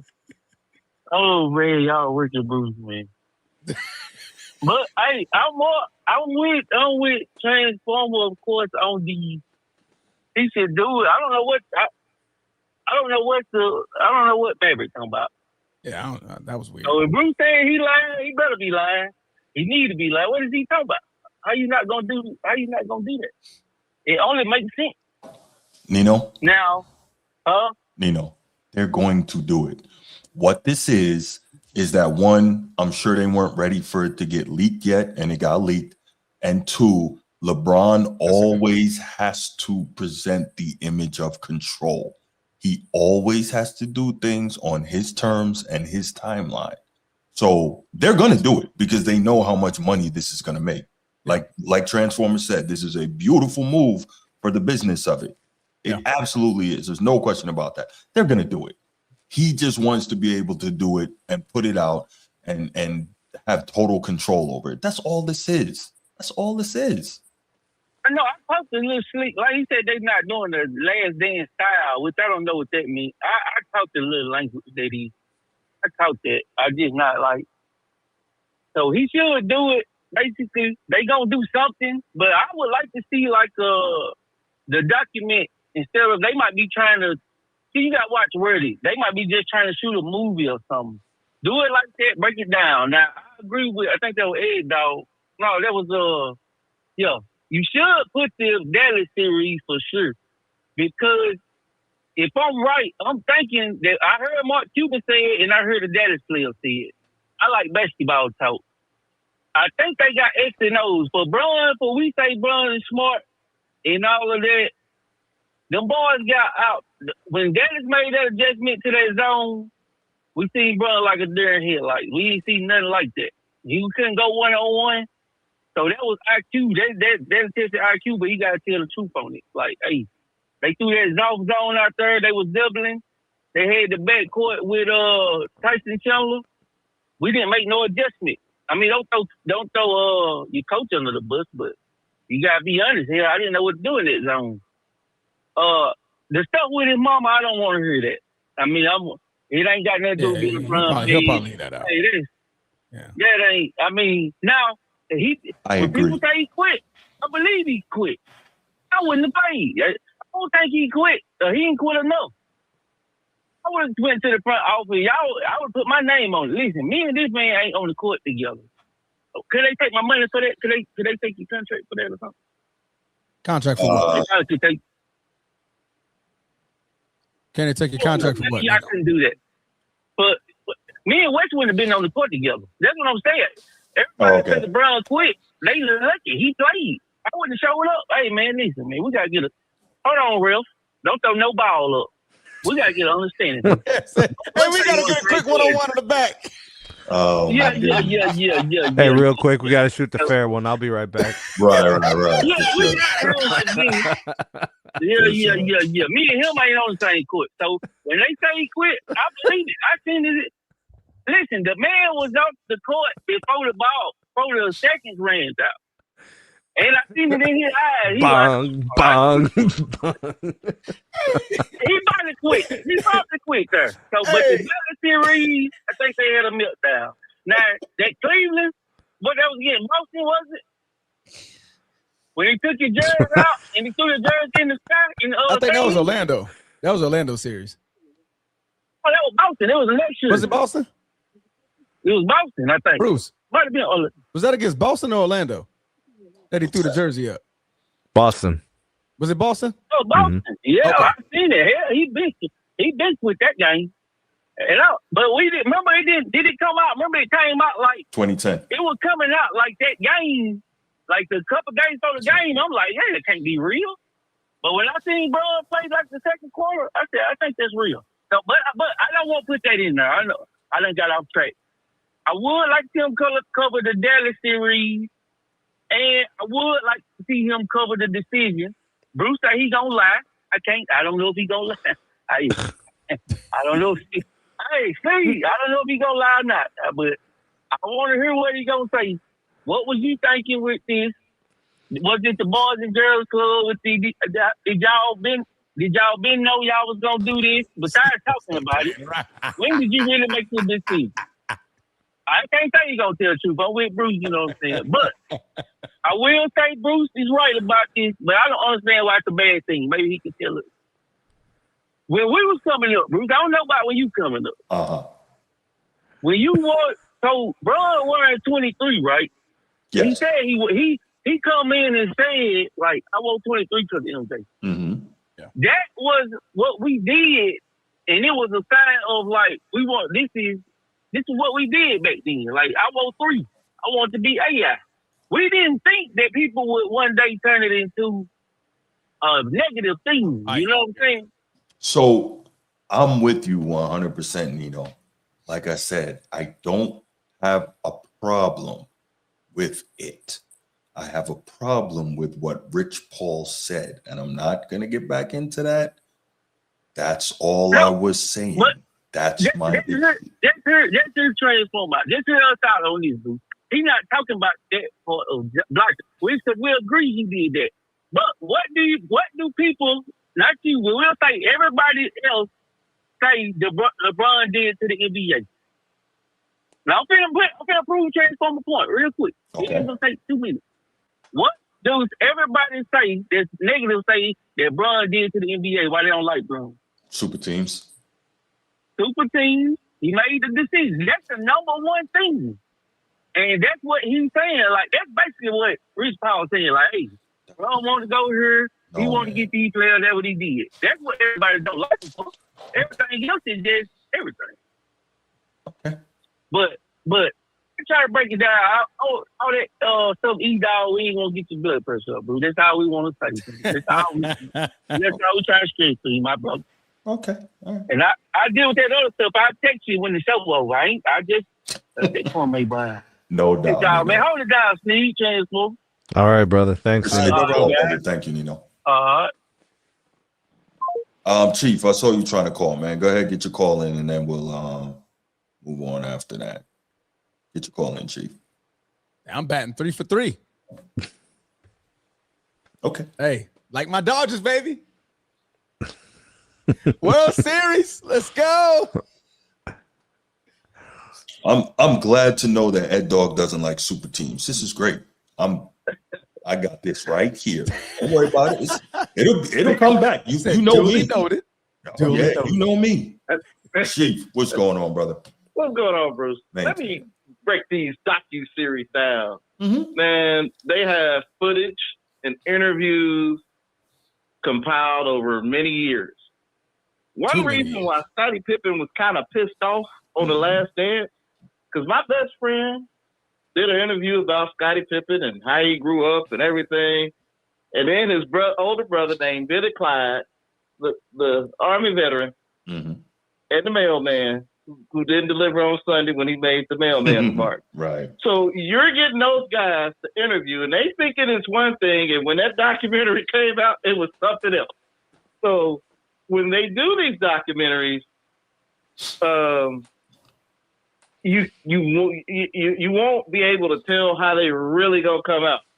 But I know you have that. I call it Rich Paul PTSD, because whenever I come up on Rich Paul, you gonna lose it. You are going to lose it, brother. But I think what they're going to try to focus on is that year in Philly, and if Philly wins that year, or if they win any of those 2 years, it is going to be insufferable. Then they're going to go. I think they're probably going to go back 20 years for his whole career. And then what probably else they're going to probably do is include LeBron James' friends, like your favorite Rich, Maverick, Carter, all the guys So I think it's going to be pretty interesting to see how it's going to finally come out. Hey, Chief, real quick. Sir. If the Sixers win a finals, who's the best player on the Sixers? Oh, I already did mine. The best player is JB, no doubt. And who would be number 2 if the Sixers win the finals? If they were number 2, I would say Tyrese back. And then who would be number 3? Toss up. I would hope it would be VJ Edgecombe because I like the way he's developed it. The fourth guy would be LeBron. I can't trust Embiid's health. So you see, hold on. You see a pathway for the Sixers to win an NBA Finals I do. without Joel Embiid as the 3rd or 4th best player? Well, here's the deal. The problem I have with Joel, I can't trust if he's going to be healthy or not. I don't know what we're going to get out of him. And as we get older, we don't heal necessarily. But that's the thing. To me, that's the Achilles heel. But like you said before, I really like the core and foundation of the team. The two question marks would be LeBron and Joel. More Joel as a question mark than Bron because of his injury history. Which is sad to say, but continue. So, but the way you know how narratives go, if they lose, LeBron just lost, he being not the man. But if he wins, it's all because of him. But I do see a path of Philly. I know everybody got their doubts, but I think with that young core that they got, I like the core that they had even before the signing of LeBron. Because you told me about that, Sneeze. Right. But they win. It's on LeBron's documentary. You know Clutch going to get the credit because... But if he's a member of the team, I mean, that's part of the docu-series. He's there playing. He's there playing. That is correct. But if they win and it's part of the docu-series and Philly goes crazy, and then you're going to have what y'all consider the Glazers to say, oh, LeBron saved the day. Or if he lose, and if he don't play as much and he's not impactful, then the blame going to go either way. LeBron knew what he was getting himself into when he signed up. This was strategic. I believe he probably knew about a year ago. My thinking. LeBron never, ever makes a move he do not know about. Really? Did you not just see what LA did to him in the last year? Chief, you were right up until last year. Right. But you know what, though? But as an LA fan and the swell that was coming, ask Transformer. We knew he was going a long time ago, right? Mm-hmm. No, I mean, once they got Luka, the writing's on the wall. Yeah. Once they got Luka, right. That means the succession was beginning. But once they didn't offer him another contract, they told him, we don't want you anymore. Right. But he's playing for $4 million in Philly. Yep. The Lakers told him, we don't want you anymore. That's fine. Actually, we told him we not finna pay you like that no more. He's playing for $4 million. Yep. The Lakers could have gave him $4 million, Transformer. But we did. We offered him. Yeah. We offered him a contract. He turned it down. Him? What was the offer? It was like somewhere around 30. We were trying to bring him back. Wait, they came out with that. That's real? Yeah. He turned down $30 million in LA to go play for $4 million in Philly. Yeah, and that's where the conversation came out that he was so pissed off because we played around with him, we disrespected him. That's where that stuff started coming out. Right. That's why he didn't sign. We tried to bring him back.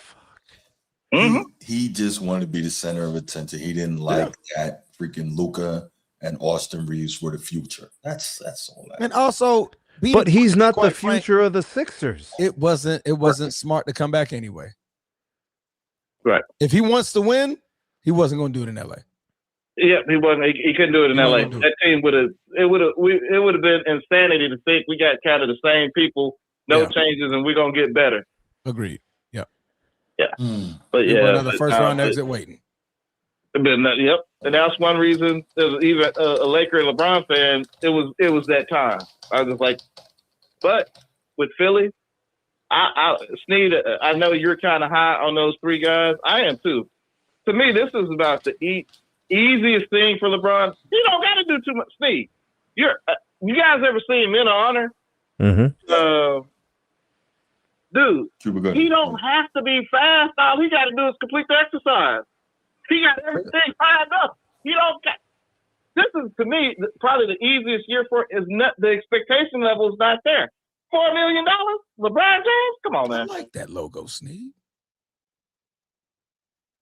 My Well, Bruce, what's up? What's up, Chief? Keep your head up, kid. Keep your head up, kid. I'm good, man. I'm good. It's just amazing to me that people can't understand simple concepts, but that's okay. Okay. I get it. You're going by the line that Rich Paul said. I know that PTSD. Rich Paul said this. If he didn't say it, I know you, Bruce. If he didn't say it, you would be on him. Thank you. I know you.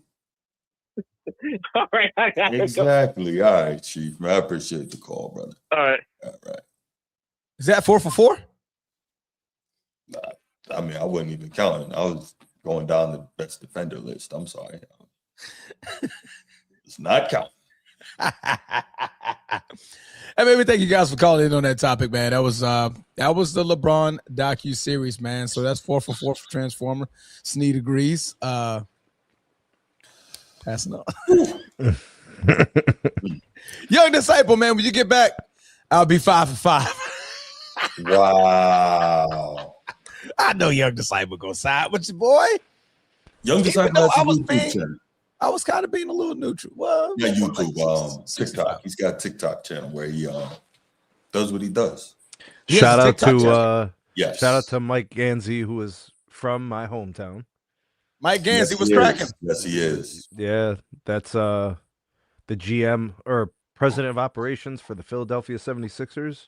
Yeah, hometown kid here from Cleveland. Yeah, he was runner-up to LeBron as Mr. Basketball in high school. Good player. He's a heck of a player. Yeah. Mm-hmm. Shout out to Jake Paul, man. Also, runner-up to everybody and everything. Yo. Wow. All right. Sneak got what you need. You ready to rock and roll, man? Yeah, man. Let's get it. Rock and roll. All right. Looking at the ranking for NBA's 99 best defenders all time. This one from the Bleacher Report. I'm going to start with the parameters of the voting. Nice. They basically asked everybody who works, writers, editors. They completed a staff vote. And then they just tallied up the point totals based on the votes where they placed. They asked them to consider the following things. Mm-hmm. Advanced metrics, traditional production, all defensive and defensive player of the year accolades, peak dominance, longevity, and the good old-fashioned eye test. So if that's the order in which they told to weight them, then that would mean they started with advanced metrics. I don't know if that's the case. But I think what we can do, which is what I like to do, is it's very easy to compare two players and look at how they're ranked relative to each other. Should a player be ranked in the top 10, top 20? I think we should look at some of that, Bruce. Okay. Should we rank certain players ahead of others based on the criteria that was mentioned here, right? Yeah. Me personally, Bruce, I rank defensive players differently than they do. So they said advanced metrics. Okay. I don't use advanced metrics. I watch basketball. I see the impact of the game. I see how the defense leads to wins. So I don't use advanced metrics when I evaluate someone's defensive prowess. Because I don't need a steal or a block to be a good defender. I need stops. But what do I know?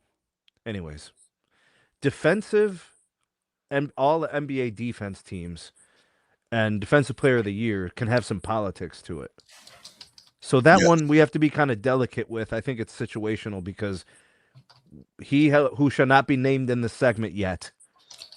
There was a big thing about 2012 with Marc Gasol. Okay, 2012, I believe. And that's just, it's a whole can of worms. Peak dominance is very easy to explain. Longevity, yeah, because you got to do something for a long time to be considered great at it. Right? There has to be an element of consistency. Yep. So I like some of the things that they use for the criteria. I don't like all the things. They led with advanced metrics. They can shove that up their ass. That's just me. They can go to hell. That's with more ideas. analytical talk. Yeah. It just doesn't mean anything to anyone who knows, plays, and understands the game. Or was bad at math. Got it. There you go. Well, I'm neither. So would you guys like to start tearing down some of these numbers? We're going from 20, we're going from 10. What do you guys want to do? Bruce, your call. Mentions, like top 50, like, or should we look at this from guys who shouldn't be in the top 10 or 20? Like, how do you guys I think we should start from the top 10. There's some strange things. There's a couple of strange things happening there. I already know where you're going. Okay, you said in the top 20, Bruce? 10. Top 10. Top 10. Okay, let's start in the top 10. I think there's some issues with the order a little bit, and then there's some. What are you laughing at? Some issues with the order a little bit, and then. All right, number 10. We have Draymond Green.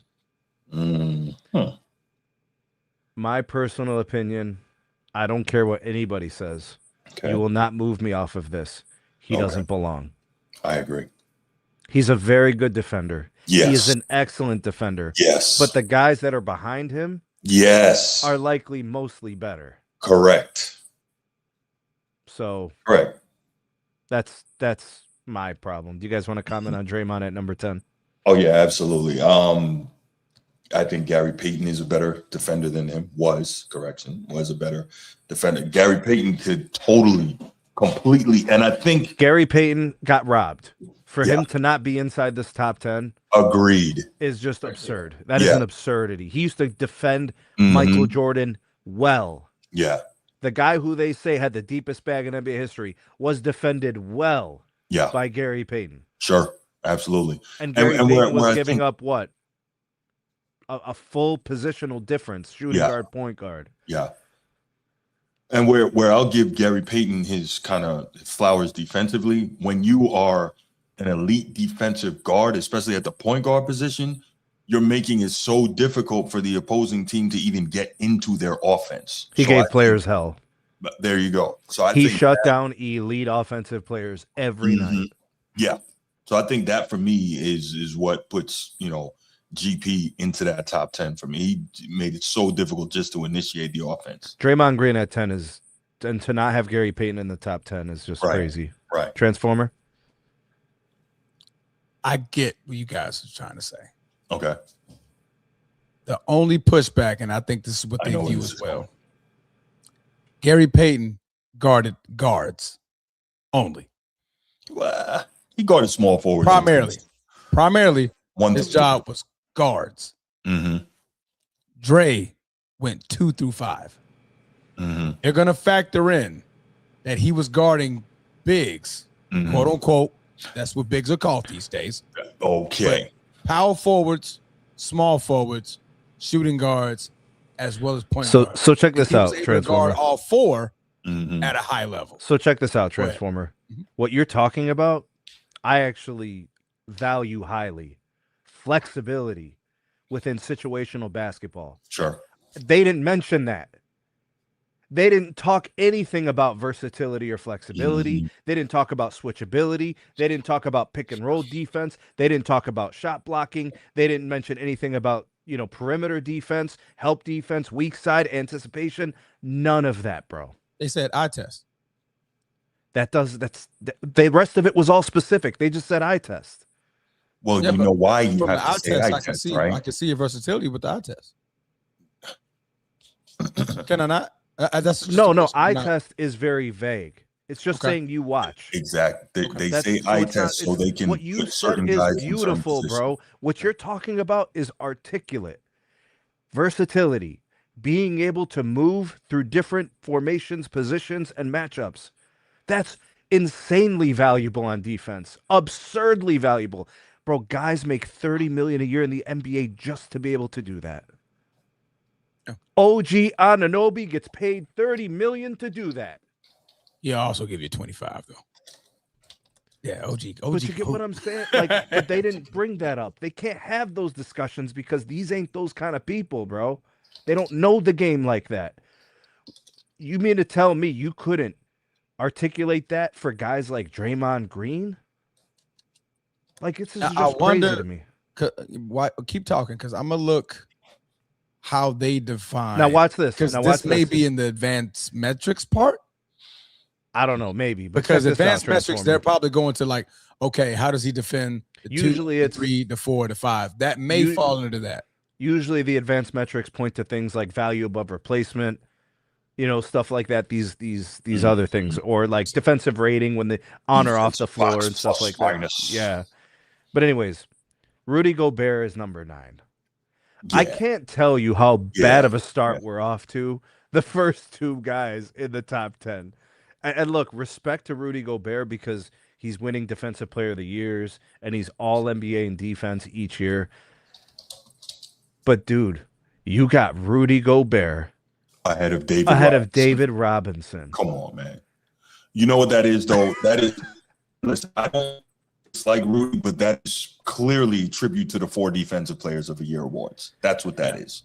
And they put that on there. Yeah, they did. But we also have to be real. See, this is where certain people that we all know say ridiculous things and point to awards. And this is the fact. How is D-Rob supposed to have 4 Defensive Player of the Year awards when he's playing in the same era with Alonzo Mourning, Patrick Ewing, Shaquille O'Neal, Hakeem Olajuwon, Mark? But actually, right, because he had to defend those players, the eye test will boost David Robinson if you watched him play.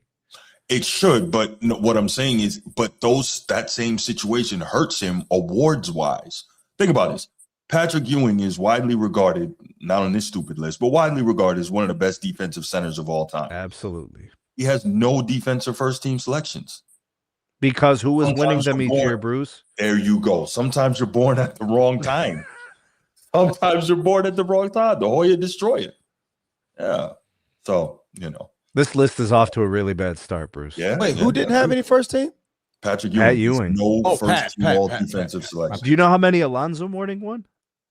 He has 2 or 3 defensive players of the year. If he was playing at a different time, Bruce, how many would he win? Oh man. 4 or 5. I think he probably set records, him and Dikembe, for he'd be a monster. Shot blocks attempted. Mm-hmm. They just refuse to let anything just go to the rim by itself. Correct. Like, nope. Right. Okay. That's why he got dunked on a lot, because they challenged everything. Everything. Yeah, sure. Number 8. Oh, go ahead. Go ahead, Joshua. Go ahead. For Rudy Gobert, and I'm playing devil's advocate. Yeah, go ahead. Today. For Rudy Gobert, mm-hmm. do you think they place him highly on this list? Because that's the only reason why he's a starter and he's on the field in the first place. No, I don't think it's that. I think it's the 4 defensive player of the year awards. Good. And defensively. 10 top 10 defensive player of the year award finishes. Damn, I didn't realize he's got 8 all-NBA defensive first team selections. But when you watch him play basketball, he doesn't play defense better than David Robinson. No. Not at all. Not at all. You know what I'm saying?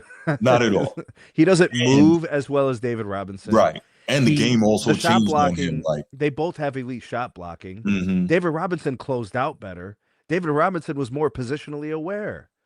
The flexibility, the switchability. Defensive rebounding kind of matters on defense. Mm-hmm. David Robinson has a much higher defensive rebounding average. Yeah. I just don't see many things that Rudy Gobert is better at David Robinson at, and definitely there's not nothing that he's better than Rudy. Yeah, I just don't see it. Yeah. And that's no disrespect to him. He's just not. Yeah, no, agreed. Bad start. How did they make this list and not review it and say, this doesn't look right? Because they don't care, because they know we're going to review it. You know what I'm saying? That's what it's more about than them. And then, like you said, Snead, they didn't place him at 9. The points just came out to him being at 9. Yeah, they didn't say after the fact, we need to, this just doesn't work. Because it would have went against what they just did. Like, Yeah. oh, well, the points put him there. Like, oh, we did? Damn. Let's go back and redo the points then. I think the segmentation of the categories of what to think about heavily weighed in his favor in this the voting. Yeah. Scottie Pippen at 8, bro. The first non-center big whatever on the top 10 list. Scottie at small forward. Definitely elite. Defensively. I saw Grant Hill cook him once. Well, everybody has. Everybody has their days. Jamal Mashburn gave him 50 in Chicago. So it happens. Yeah, it happens. Allen Houston gave Kobe 50 in New York. It happens. Gilbert Arenas gave Kobe 50. 60. 60, yeah. Yeah, and he was screaming Yahtzee. Oh, yeah. So Hibachi. Hibachi, yeah. Here goes the thing, though, right? Scottie Pippen, obviously one of the most elite man-on defenders ever and team defenders. Question, though. And I asked Chief this in the chat. Scottie's his guy, so there might be a little bias there. Do you guys think that Scottie was a better defender than a healthy Kawhi Leonard? Kawhi, when he was healthy early on defense, was a terror. And I think he's probably a little stronger than Scottie.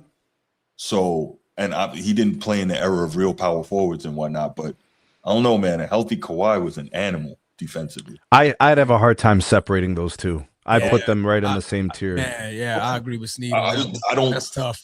I don't have a. And you got to think either way. I was just asking. Kawhi guarded a lot better. Like the 3-point line was tested a lot harder. But they were given the same assignment, Transformer. The exact same assignment. They were given the same type of assignment. They were given the other team's best perimeter player, wing player, whatever, But in this day and age, you're operating primarily from the outside in. In Kawhi's era, and he still did it at an elite level. Like your Kevin Scottie had no weaknesses on defense. Yeah, none. No, Kawhi didn't have weaknesses on defense. None. They have the actual it's length, the physics. balls, yeah, it's the physics, right? Hand Like size. Kawhi's got the wingspan and all. Sure. It's all those things matter because Kawhi's swiping. He's going for the steals and stuff. Yes. Scottie was crazy with the steals, bro. Yeah. Anticipation was bonkers. And he wasn't sitting in the passing lanes like some people who get steals and they're supposed to be defenders. No. Scottie who was didn't even cooking make dudes. this list. No, Scottie was ripping dudes. Yeah. By the way, that person that's supposed to be a defender, oddly enough, he didn't make this list. But go on. Number 7. You'll be an idiot to put him anywhere in the top 99. I'm just some. It is the holy defender. People tell me that. It is the holy month of Dennis Rodman. All right, Dennis Rodman, number 7. Rodman. Yeah. Power forward, long time Piston, Bull, Spur. Yeah. Who else did he play for? Laker. Yeah, he was a Laker. Yeah, he's been around. He played for some teams. He was always brought in to be a defender. And that's it. A specialty defender, like athletic, crashed boards, gave real centers hell, defended power forwards who were quick, strong. Defended Karl Malone. Yeah, without a in double. my opinion, this is the first guy so far on the list that is a shapeshifter on defense. Like Scottie was elite, but Dennis Rodman changed the complexity of the game because he basically iced out and got into the mind of the other team's best big. Dude, he defended Shaq. They told him to defend Shaq. Without help, 1-on-1. And he gave Shaq problems. Dennis Rodman's Achilles heel was his temperament.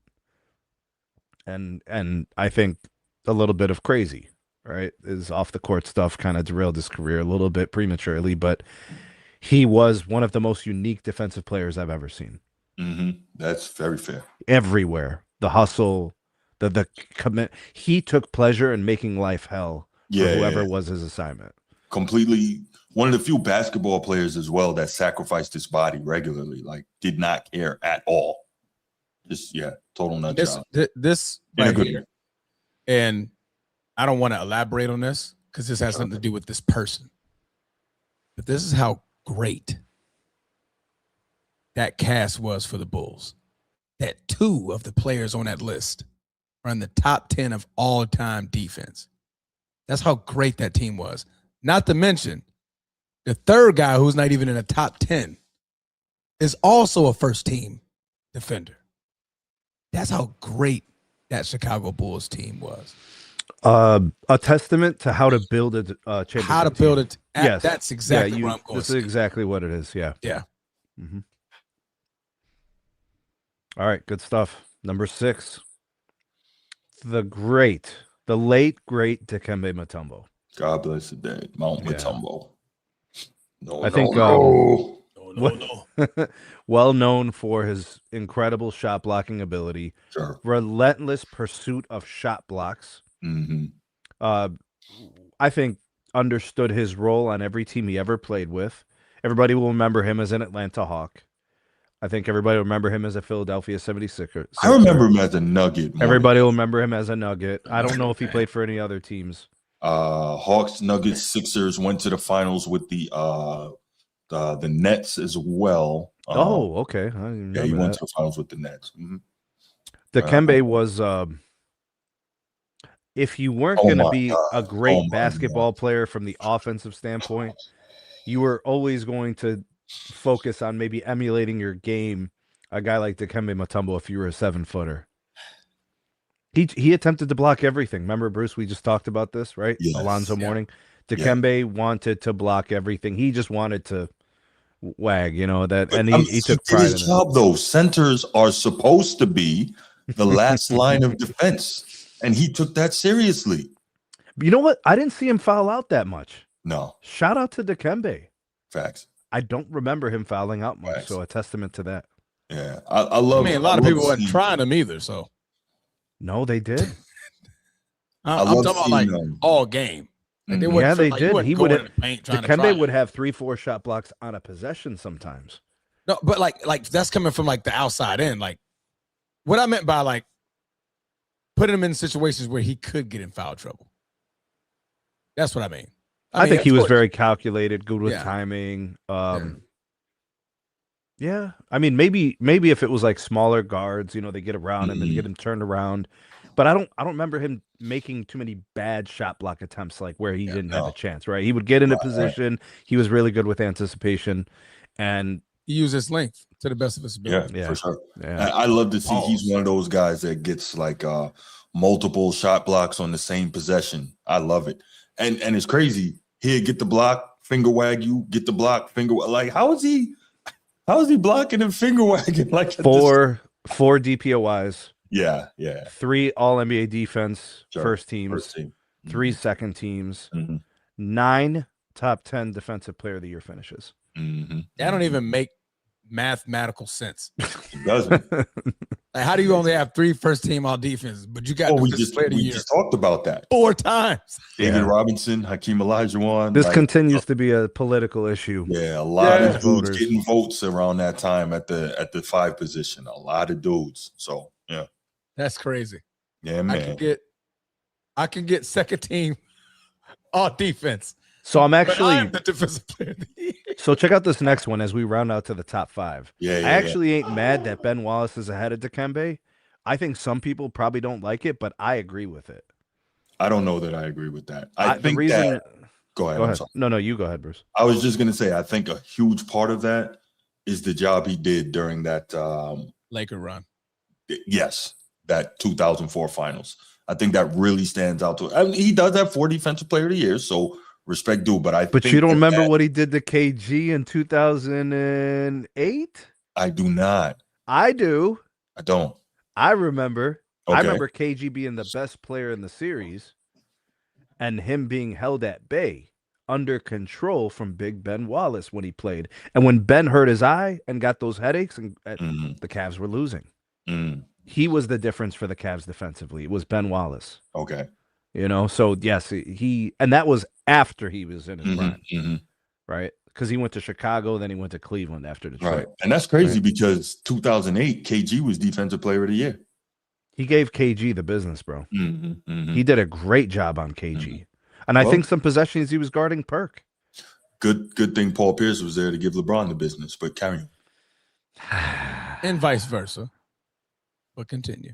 The vice versa doesn't matter. 4 DPOYs. No one believes that LeBron is. No one believes that Paul Pierce is as good as LeBron. So the vice versa doesn't matter. Because he's not. But of course not. Of course not. You didn't think I was insinuating that, did you? I mean, you said it. I assumed. No. What I was saying. Whoop, whoop. I mean, No. I'm not stupid. Okay. What I'm saying is the vice versa doesn't matter because LeBron is the far superior player, so he's supposed to do that. Paul Pierce is not supposed to do what he did to LeBron. That's the difference. You tracking? Not necessarily, because even Jordan got the business given to him. Kobe got the business given to him in a series. I mean, that happens. Great players, Great players play great players. Yeah. Yeah, but I think okay, go ahead. All right. Ben Wallace, 4 DPOYs. Or something. Top 10 defensive player of the year finishes 7 times. All defensive first team 5 times, and then 1 second team. His defensive peak was crazy. Stretch was crazy. Asinine. It was asinine, bro. I mean, the man is 6'9". Folks forget that. Yeah. He's not tall. But very strong. But very strong. And very smart strong. defensively, really quick, reactive, stuff like that. Fire hydrant strong? Yeah, strong. Like you can't move. Like he's a weightlifter. Is that an up north thing? No. It's I've never heard that term before. I've heard it, but only for short guys. You mean like you can't move them? Like you can't move them? I've heard it for short guys that lift a lot of weights. Like that, yeah. But like I mean, when we're comparing stuff like that. when we're comparing Ben Wallace at 6'9" to a Shaq at 7'1", that kind of thing, it's like a fire hydrant. You can't move them. That's what I'm saying. Damn. All right. Here we go. Hit it. Hakeem, your dream. Number 4. It was coming. I was just waiting for you to get there. Hakeem the Dream, number 4.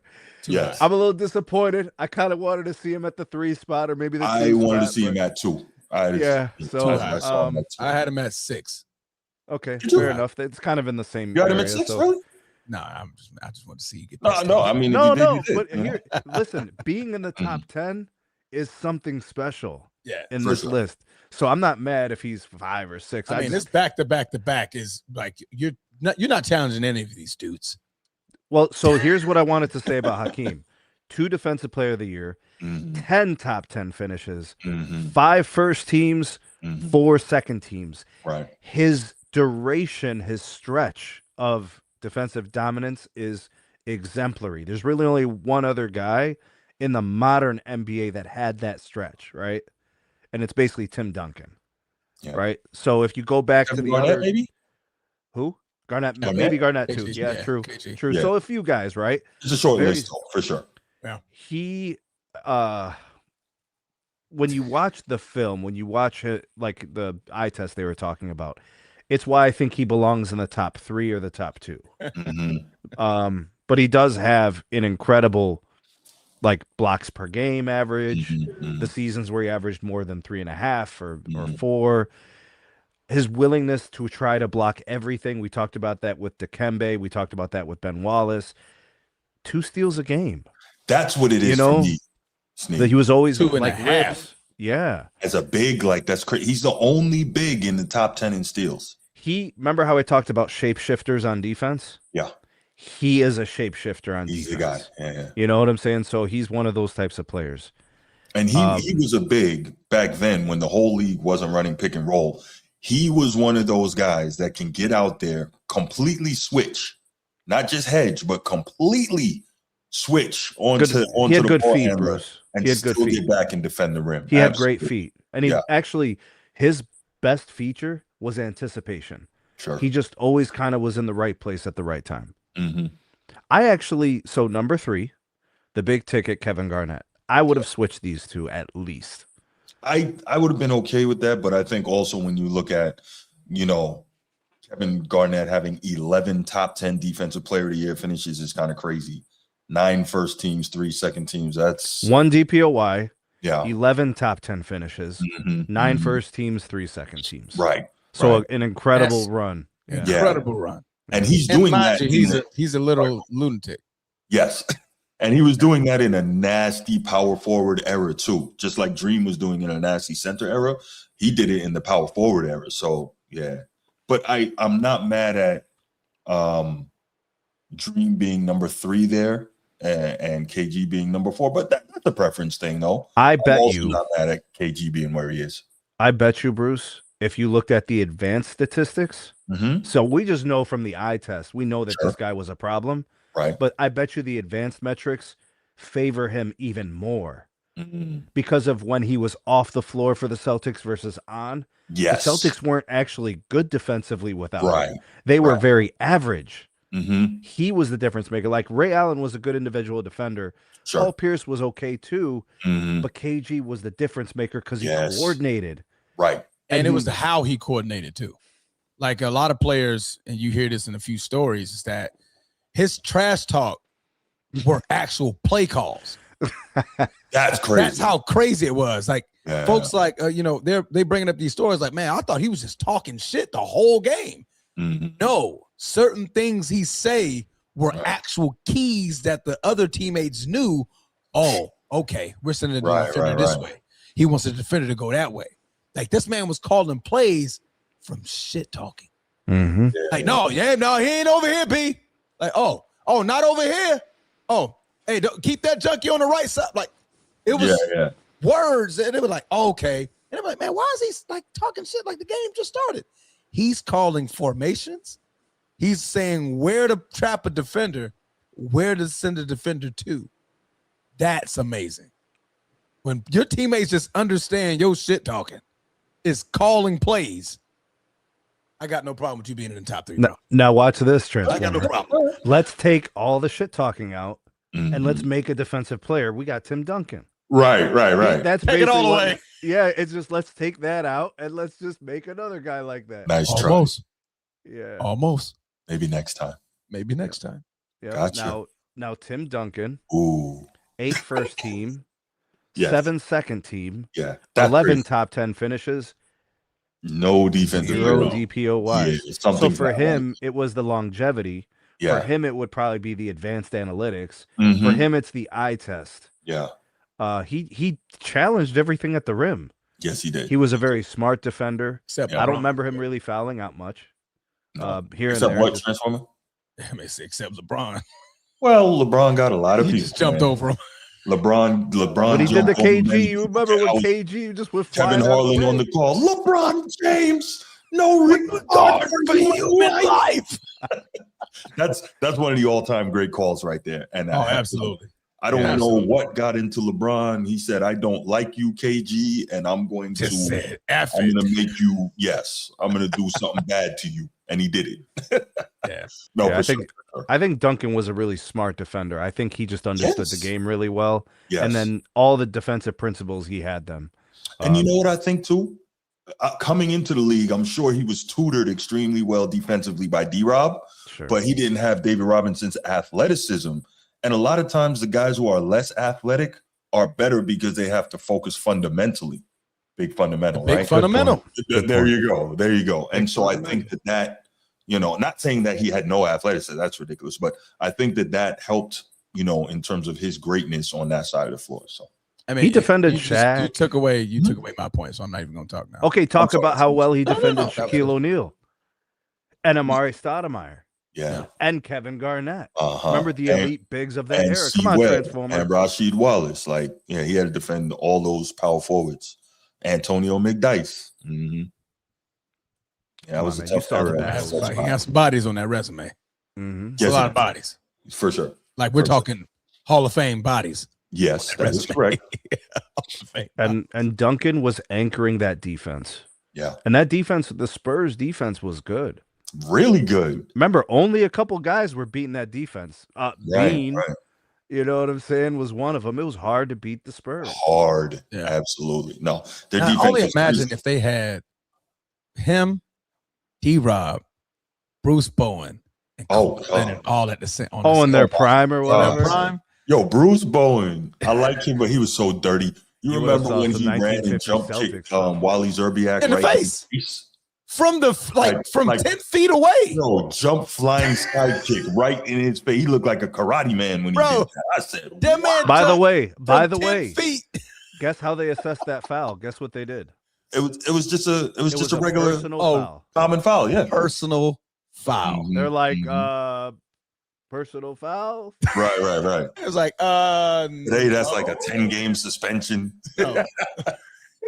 Yo, league so soft today. That was cool. The therapy He was now. he was playing the ball. Right.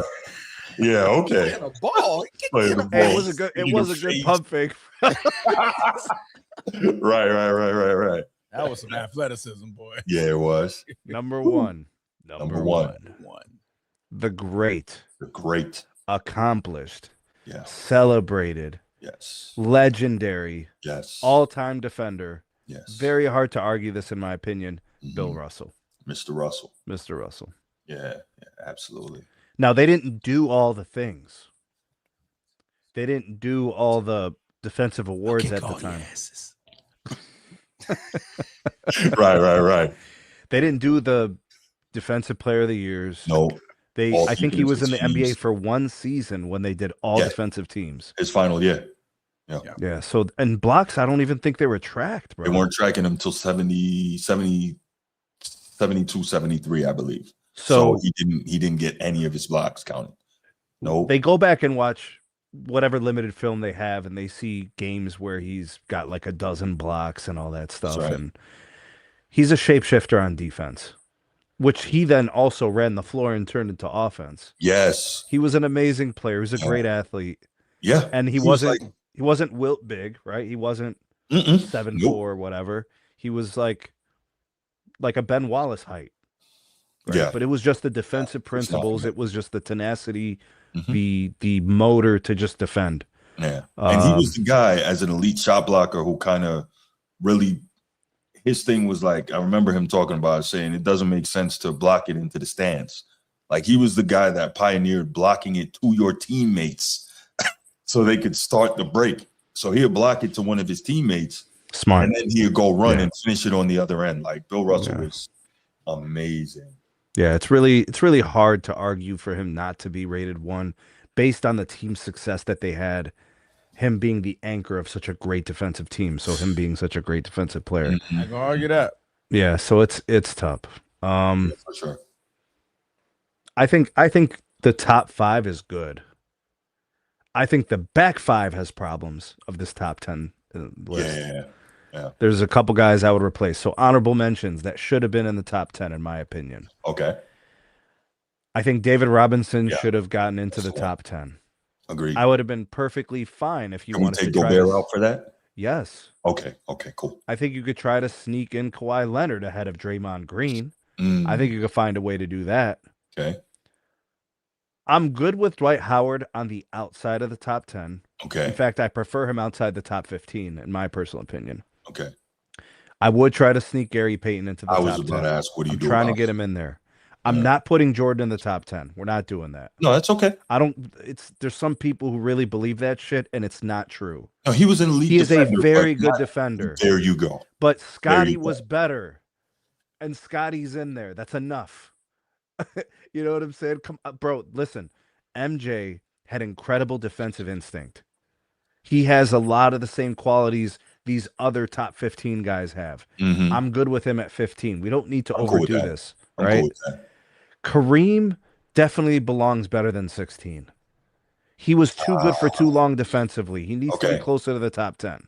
Yeah, the problem is, again, man, when you start putting guys in who you're taking out, that's all. Will Chamberlain belongs closer to the top 10. Yes. They track Anthony Davis belongs closer to the top 10. Ooh. Yes. Anthony Davis. Yes. Oh, okay. I thought you said something else. Bruce, don't play this game with me, bro. No, I'm just thinking, like, who do you move down to get him up there? I just want to see them better than where they are, bro. Like, we just talked about a couple guys that shouldn't even be in the top 10. I think. Do you think with Anthony Davis, the reason why he's so low is because of his health? Probably. I still got to call what I saw on the floor, bro. Probably. I mean, but that goes along with the longevity piece, right? Okay, cool. Discuss that. Cool, but Kawhi Leonard's in here. Touché. I think he should be low. I don't put him in the top 10. Because if they got Kawhi Leonard like in the top 15, then why the hell can't Anthony Davis? Because that was the argument. The best two-way players in the NBA were those two guys after LeBron stopped playing defense.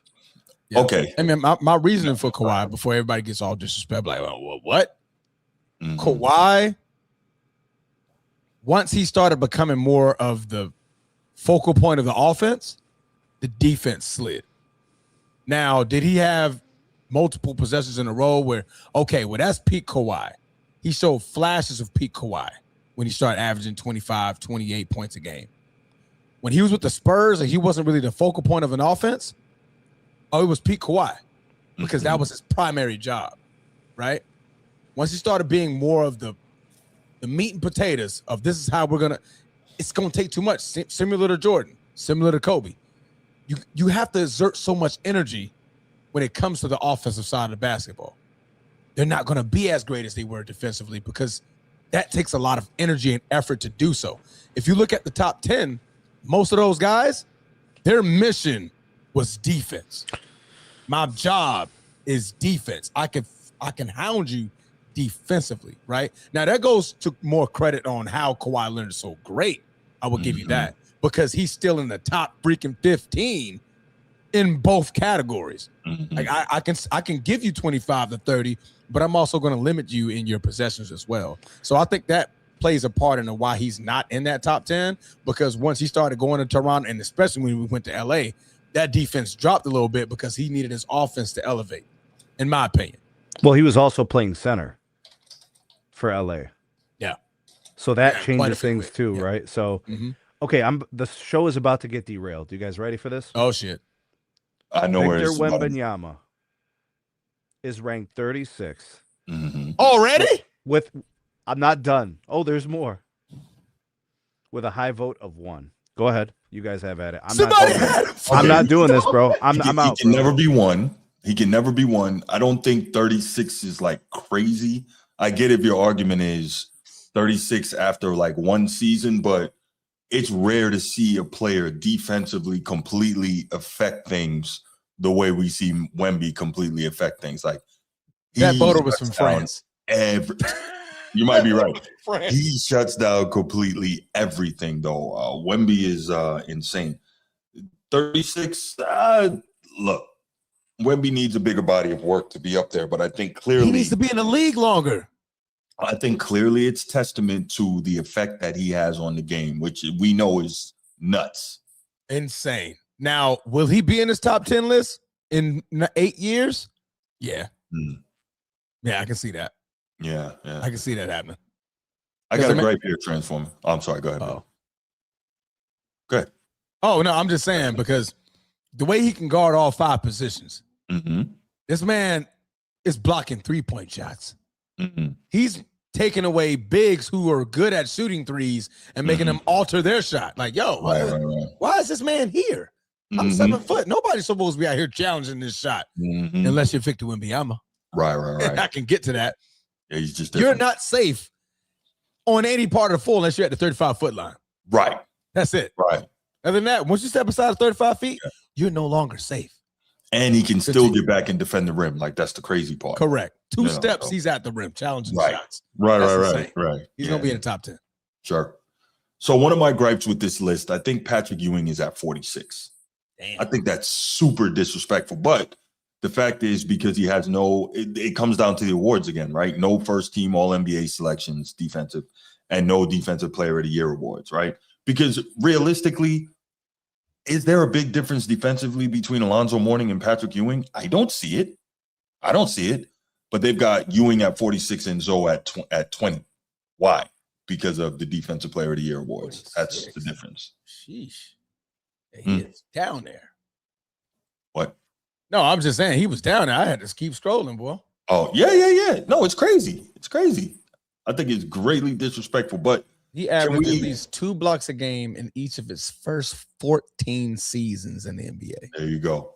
But can we get to the real point of why this list became a big thing? Tony Allen being ranked behind LeBron James defensively. That's the problem. That's why Tony Allen has something to say. That's why he had something to say, because he's 23 and LeBron is 22. And LeBron should not be number 22. I thought he was caping up for Marc Gasol. No. Well, I'm sure that was part of it, but realistically, it's because LeBron got ranked ahead of him. And he said what he was. Diddly dang. Yeah. I have long felt, and I've told you this before, you've heard me say it, LeBron is overrated as a defender. We have never seen LeBron take the assignment, strap up, pause, and lock somebody up for a whole game or more. We've never seen a whole game is different. Okay. I've seen it plenty of times. No. A couple of plays here or there, a couple of no, we have not seen him really strap up and lock somebody down. So this I would say because of how hard this man straps folks up in the fourth quarter, that's why they put him higher. Because in the fourth quarter, when LeBron wants to, and I can show you clips. I had to show somebody these clips the other day. In the fourth quarter, if LeBron wants to, why do we keep giving him that? Nobody else gets if he wants to. Nobody else gets that. Why does he get that? No, I'm just saying, well, when he wants to. But that's what I'm saying. Nobody else on this list have we said that for. Why does he get that benefit? Because he's not in the top 10, so we didn't talk about anybody else. Say again? He's not in the top 10, so we didn't talk about anybody else. No, but what I'm saying, right? What other player do we hear if he wants to? He's good. Nobody else gets that. I don't see this. I don't understand. Kobe gets that. Kobe's not the best player all game. No, I've never heard anyone say if he wants to, he can lock them. Like, what? What are we talking about? I'm just saying, like, okay, how can I? Verbiage is real, bro. Yeah, verbiage is real. When that's his primary objective, instead of being just the focal point of the offense, when it's his primary objective to get a stop, that's what he's doing. If he has to play one-on-one instead of being, because LeBron's defense is primarily in the secondary.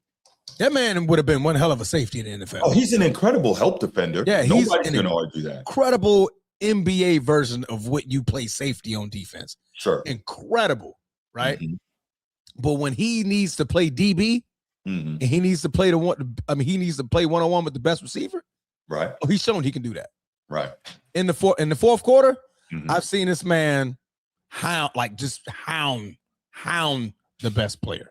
And I think that's why people view that, because again, the first three quarters don't matter to some people.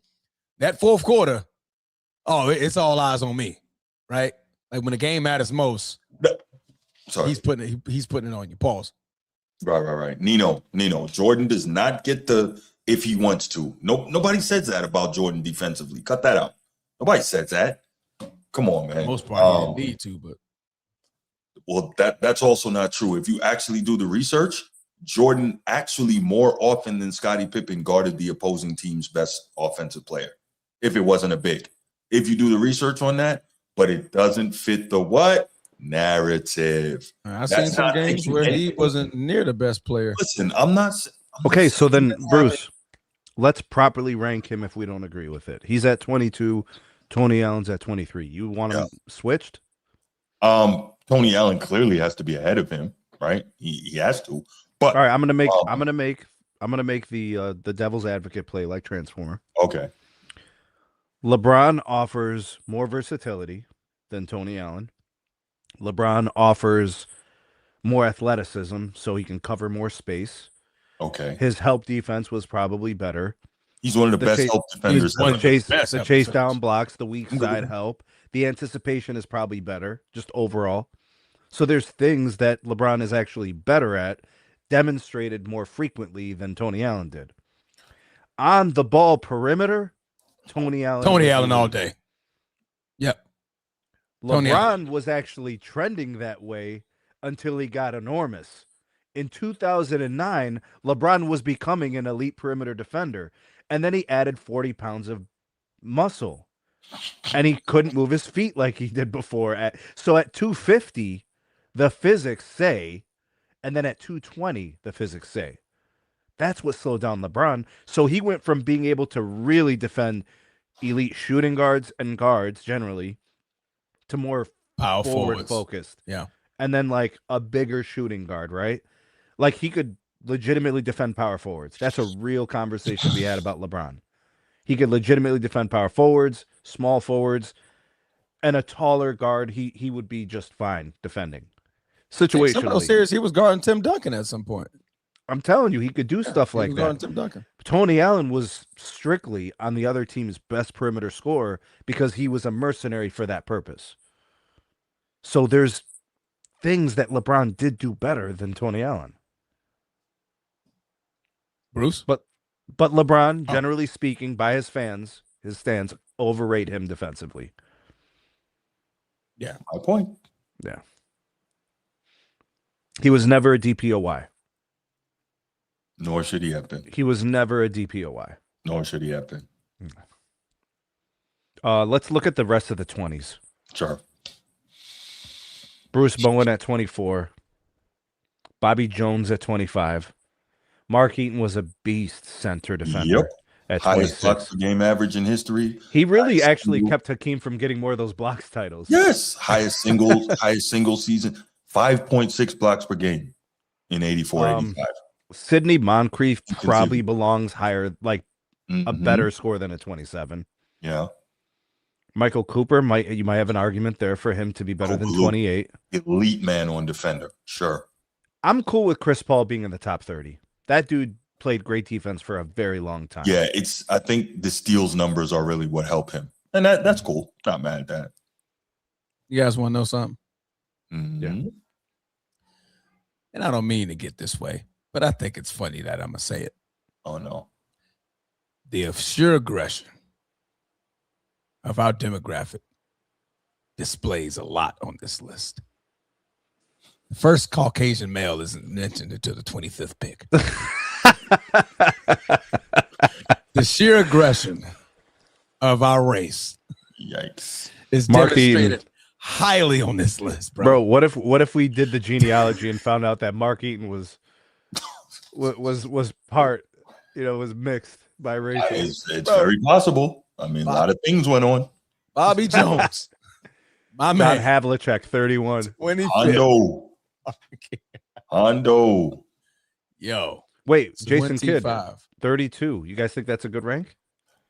I think Jason Kidd was I think he could have been higher than Chris Paul. Yeah. Jason Yeah, Kidd I was think a so hell too. of a defender. Because he was as quick, but he was bigger and stronger, which allowed him to guard, ones, twos, and some small threes. Andre Iguodala at 34. What do you guys think? He was a really good defender, and in his athletic peak, he was very, very good defender. But even as his athleticism was sapped, he stayed a good defender. Yeah, but that's where the fundamentals come in, right? Yeah. Knowing what you're doing. LeBron. Drew Holiday cracks the Drew top Holiday. 35, bro. Really? Drew Holiday at 35. That's wild to me. You Is- think he's the a good championships defender. play a part of it? Bro, Yes. yeah. Because he won a chip in Milwaukee and then went to Boston, won another one. And instantly And won they another. only added him. Mm-hmm. Yeah. That's crazy. LeBron at his peak is one of the greatest defenders. No. All right, shout out Roy Ames. Like out of the top 10? He just says LeBron at his peak is one of the You greatest. say Bam LeBron at his Adebayo. peak is one of the best small forward defenders? No, the best That's a defenders different ever. conversation. Yeah. Bam Adebayo, 38. Wow. That better than AK-47, Andre Kirilenko? I don't think so. Walt Frazier, bro? Better than freaking Rasheed Wallace? Nope. Bro, they got Joakim Noah at number 41. Holy crap. Now, see, I'm telling you, this list is not good. He was Joakim solid. Joakim Noah was an outstanding defender, but better than Patrick Ewing? Come on, man. Come Hold on. on a This second, list bro. has Hold on a issues. second. Hold on a second. Mhm. Transformer. What? They put Bean on this list I wasn't going to say anything. at number 40. I wasn't going to say Two. I anything wasn't going to say either. anything. Yeah. I was going to be quiet. 6 top 10 defensive player of the year finishes 9 first teams. I wasn't going to say anything Yeah. because I would have been too much of a fan for that. But Listen, that's just idiotic. you know Jordan's what? at 15, by the way. Right. Exactly. Hold on a Kobe second, got bro. Bean. They got Joakim Noah Mhm. ahead of Bean. They have Joakim Noah ahead of Patrick Ewing. They have Andre Kirilenko ahead of Bean. They have Bam LeBron Adebayo ahead of Bean. Ahead of Bean. What are we doing, bro? Oh, now you get it. I've been telling you this list is Hold not on good. a second, bro. Bleacher Report is shameless. Yes. They did this stuff before the Bean. it's not just even about Kobe. It's they make bad lists. I think they do this on purpose. There can't be any. Anyway. Yep. I saw it earlier because I was so enough. Bro, how you gonna put Mo Cheeks I'm at like, 51, bro? Yeah, he's way Mo better Cheeks than is 51. at 51. That shit. That's what he's fucking known. I mean, freaking known for. My bad. I'm cursing. Tayshaun Prince, I'm glad he's on the list. Norm Van Leer, I'm glad he's on the list. Like, these are really good defenders. Marcus Smart, really, bro? 54, really? Drew Holiday and Marcus Smart. Wow, bro. Who you picking? I'll take Drew Holiday, but I'm just saying these guys shouldn't be far apart. But again, in their Stockton fairness, 57. What? You got what? You got Drew Holiday ahead of Joe This Dumars. guy defended MJ. That was his assignment in the finals. Sometimes it was him and Brian Russell and those. Bro. Yeah. What are we doing? And by far has the most steals of all time because steals equals defense. Oh my God, so, bro! They got Jaren Jackson Jr. at 59. I can't, bro. I can't do this. You guys got to do this. What did Jaren Jackson accomplish so far? He's got Defensive Player of the Year award. To be ranked that quickly, so him and Victor Wembanyama aren't really a little bit ahead of where they should be right now at this point in their careers, bro? Like JJ's been in the league by 8 years, ain't he? So, I mean, just to clarify, nobody here is bothered by Ewing at 46. Nobody. Okay, is Rajon Rondo ahead of Jaren Jackson Jr.? Yes. So why didn't they do that? Because that's my point. Is Rondo's way back here, Jaren Jackson's up there. This gets worse, bro. Yeah. Now, again, in all fairness to Bleacher Report, I'm going to play devil's advocate. This was a point system. Is D Wade 67? Really? This was a point. All-time leading shot blocker among guards. Now, Transformer, doesn't he deserve better than 67? Yes. No. No? Yes. No. Because the peak of D Wade was very short. Defensively. Other than that, the Flash was the Flash. But like that version of D Wade, it wasn't that long lived as people think. It really wasn't. I mean, from 04. From a defensive player, that is from 04 to 2013, he was an excellent defender, like all NBA. You're saying 2013? No, 2004. Yeah, 2004 to 2013, he was an all NBA defender. That's like almost a decade, Transformer. It's 9 years. Okay, here's another one that's crazy, and we'll open up the phone lines in a second. Y'all know Bird is my guy, but he should not be ahead of Shaquille on this list. Is Shaq really 71, bro? Shaq is 71, Bird is 70. Come on, man. Come on. By the way, Paul George should not be 72. He should be ranked way better. Agreed. Way better. Agreed. Yeah, Paul George should not be 73. Yeah, before he became Mr. Glass, he was legit defensively, for sure. This is crazy. They got Evan Mobley in here, bro. This is crazy. Like at this point, man, they're just saying stuff. I'm cool, bro. This list is getting worse and worse, bro. I thought the top 10 was egregious. It's a nightmare. Yeah, 904-219. Yeah, call in. Or we'll take 2 calls on this, and then I'll make the Baker topic quick. Dang, we already at 223. Eesh. That's your fault, bro. How is it? Y'all gonna stop blaming me for this. It's your show. It's our show. It's not my show. It's our show. Yeah, I got in trouble for saying that. It's our show when everything is running good. It's your show when we're always our show. We take responsibility. There you go. Oh man, yeah. Bleacher Report does and not just Bleacher Report. Most of these publications do these lists specifically to get people talking. I mean, that's what this is about. We get it. Crazy. But notice it's never the players. Well, I wouldn't. It's the ones that didn't play. I don't go by that. I don't go by that at all. I'm just saying these folks didn't play the game of basketball. Yeah, but that doesn't mean you can't. No, because I'm just saying all of the voters. You know what I'm saying? That's what I'm saying. All of some that played though. None of them. Nino, what's up, man? Man, y'all guys calm down, man. Nothing wrong with these lists because of what Snead and Transformer said, if it's true. If they did some kind of system, that's what it is. That's the only, me listening to y'all, a lot of great stuff y'all was saying. That's the only way to come up with this. You can't possibly do it. Because there's some guys, how many of these guys actually can transform errors on defense? I know a few that can't. That was great defensive players. So we talk about Mutombo.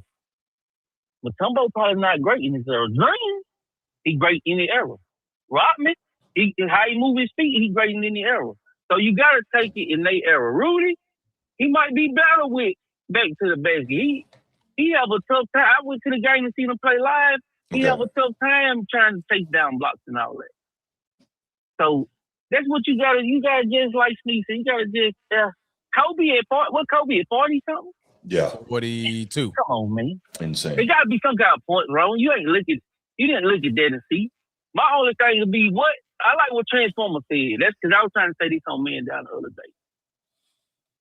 And I was saying this about Jordan and Pippen. How do we really so do y'all think this makes you a better defensive player, or y'all saying this is what they did on the court, right? Which one y'all think they did? Y'all think they go hand in hand? I think it's all of it. Yeah. So what if MJ? Because I watched the games. I seen Pippen. I love Pippen. I know basketball is more. I know it's a team. That's what I know. Sure. But I know Pippen didn't have to score 35, and they were still gonna be okay. Right. I know if Jordan didn't score by 35 in that team on that system, it'd be a little trouble. So what if they told Kobe, hey, Smush Parker gonna score tonight. You just hold your man. What if they told MJ, hey, you ain't got to score 35. Now you score 17, 20, and just play defense. That's my problem with, like Transformer said, them guys got a lot of responsibility. I guess Bron ain't the first one to have responsibility. MJ, Kobe, Shaq, them guys got a lot of responsibility. So do y'all count that at all? No, I don't. Because basketball is supposed to be a two-way game. I don't know when it became a one-way game. Well, if he got a lot of offensive responsibility, he doesn't have to defend. Or if he's an elite defender, we don't have to count on him on offense. It's supposed to be a two-way game. So no, I don't buy into that at all. Your favorite word, you being disingenuous. Excuse me? Okay, go ahead. You Tell me how. disingenuous. Tell me how. Tell us, you say that. Now, you just said that, right? But I'm telling you that it's not that they don't play defense. I'm telling you the responsibility of Tony Allen, how he's able to use 90% of his energy on defense. How Scottie Pippen, if he had to score 37, he ain't pressing that ball all game. I seen playoff games with Scottie Pippen. Scottie Pippen is pressing point guard. MJ couldn't do that, but MJ got to score 35. So that's not. Okay, you say Tony Allen. You brought up Tony Allen, right? You said two. You said it's a two. What'd you say it was? You got to play offense and defense. Yes. Yep. Tony Allen. If they get 4 points from Tony Allen, he's cool. Okay. Cook. Let me verify this before I say it. And that was my purpose of like Kawhi. Like if you notice, Kawhi's defensive ability went down. Not saying that it went away, but it wasn't as good as it was because he had to score. He had to score. Okay, so that's a lot of energy. Cool. I got something for you real quick, Nino. You're gonna like this. You guys need it. I'm next. Remember, defensive rating, the lower the better. Yeah. Scottie Pippen's defensive rating in 1993-94 was 97. His defensive rating in 94-95 was 98. 1 point difference. That is so infinitesimal. Yeah. To show you the level of defense he was able to sustain without Michael Jordan. 1. So no, I was going to say this. So Nino, we are all well aware Michael Jordan has 10 scoring titles, correct? Yeah. Okay, good. I'm glad we acknowledge that. He led the NBA in steals per game, by the way, without MJ in 94-95. He averaged 3 a game. Right. In those 10 seasons that Michael Jordan led the league in scoring, he never finished lower than top 8 in the Defensive Player of the Year voting. So this is why I don't buy into, well, he has so much responsibility offensively, he don't have to play defense. You see what I'm saying? I don't think that's not what he said. You don't have to play defense. Yeah, that's not what he said. Not playing defense from, bro. No, that's when I brought up the. I'm not talking about that. I'm not talking about that. So what are you saying? Because maybe I misunderstood that.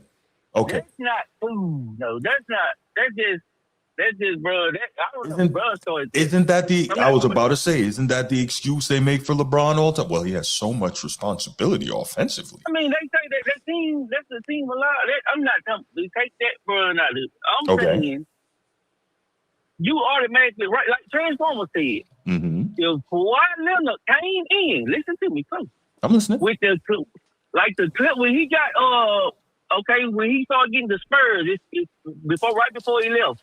Then he went to Toronto and he went to Clippers. With the more offense, we might Kawhi over there is cooking up 30 points.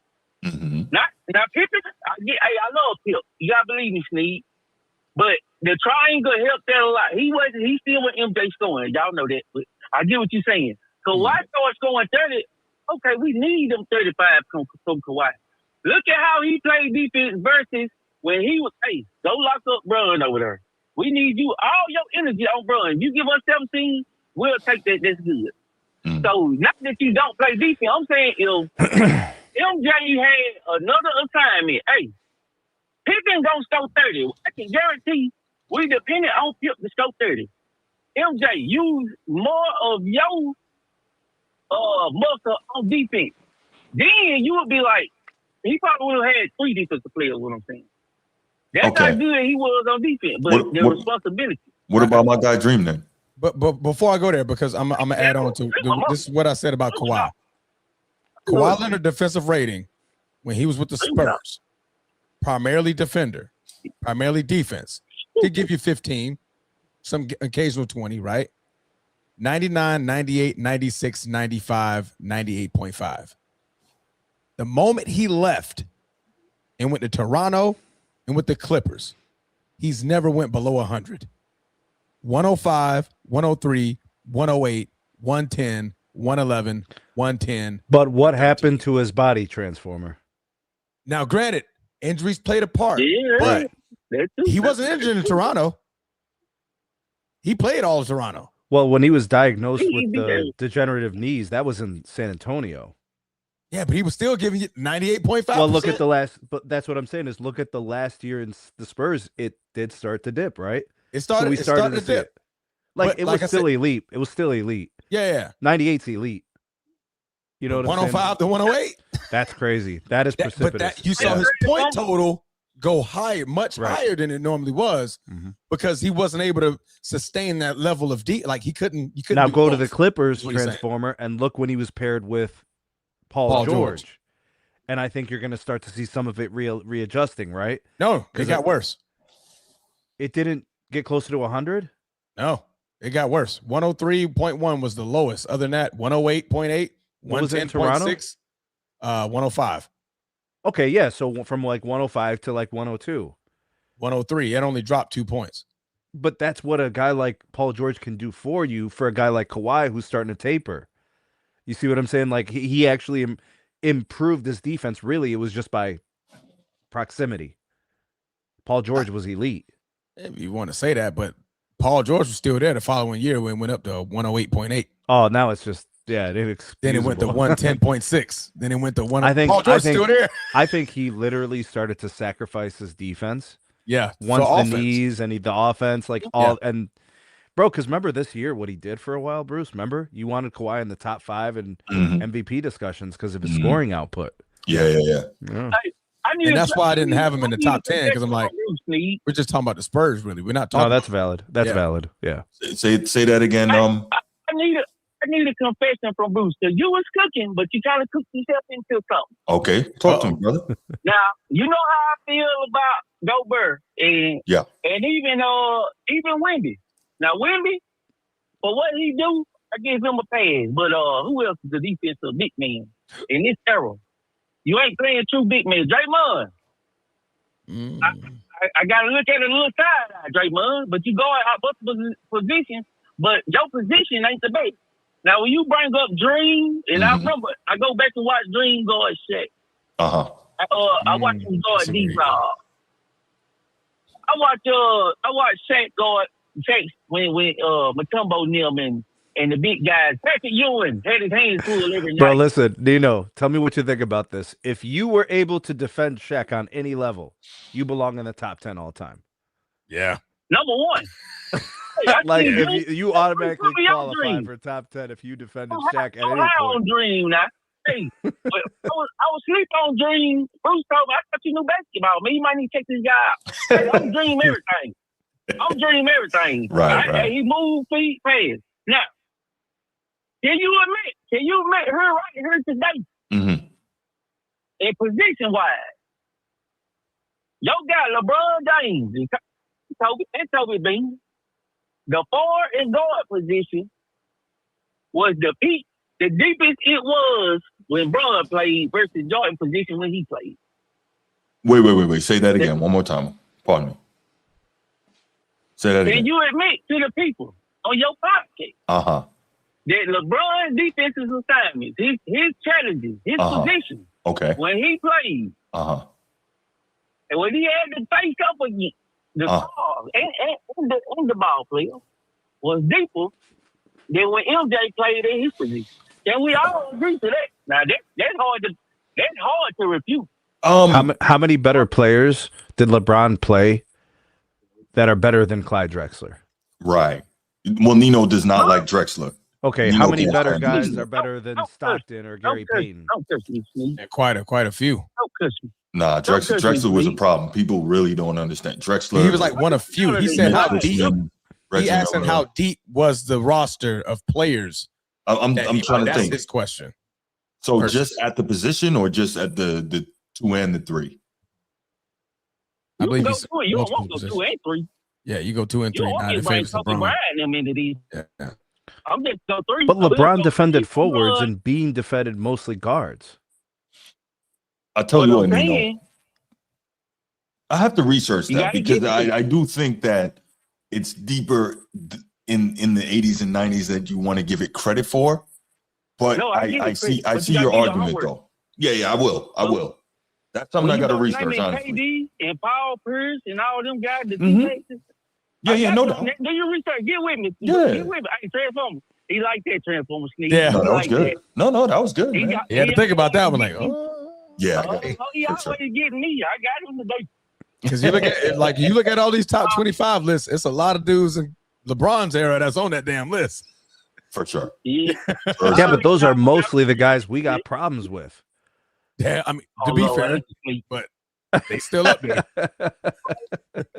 That's a good one, Nino. I appreciate that, man. Yeah, I'm gonna have to like, look. Come on, bro. We're really gonna put Gobert and Draymond in a top 10. No, we're not. We are not. That means our calculations are wrong. Yeah, let's move on and let's get to his final topic. Okay. Baker back to Cleveland. Let's do it, bro. Baker, touchdown maker. Y'all know this is one of my favorite players in the NFL. Not one of the best players in the NFL. I'm not saying that, but one of my favorites.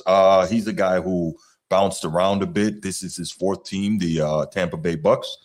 Started out with the Cleveland Browns. Won a playoff game there. You know, it was kind of decent, and then that whole thing fell apart. Ends up in Carolina. That was just a terrible situation at the time. He and Sam Darnold were there, I believe, at the same time. Yeah. Then he ends up, Sam Darnold ends up in San Francisco with Kyle Shanahan. Baker ends up in LA with the Rams with Sean McVay. Both of them, you know, had opportunities to learn and do their thing there. And following that, Baker ends up in Tampa Bay, where he has had a pretty solid stretch since then.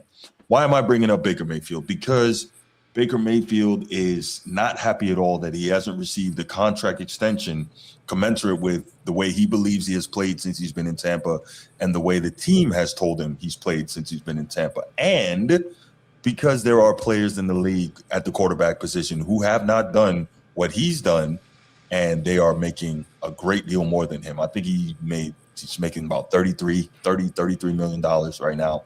And you have guys, for instance, Justin Herbert, who hasn't done what Baker's done, who's making 50 plus.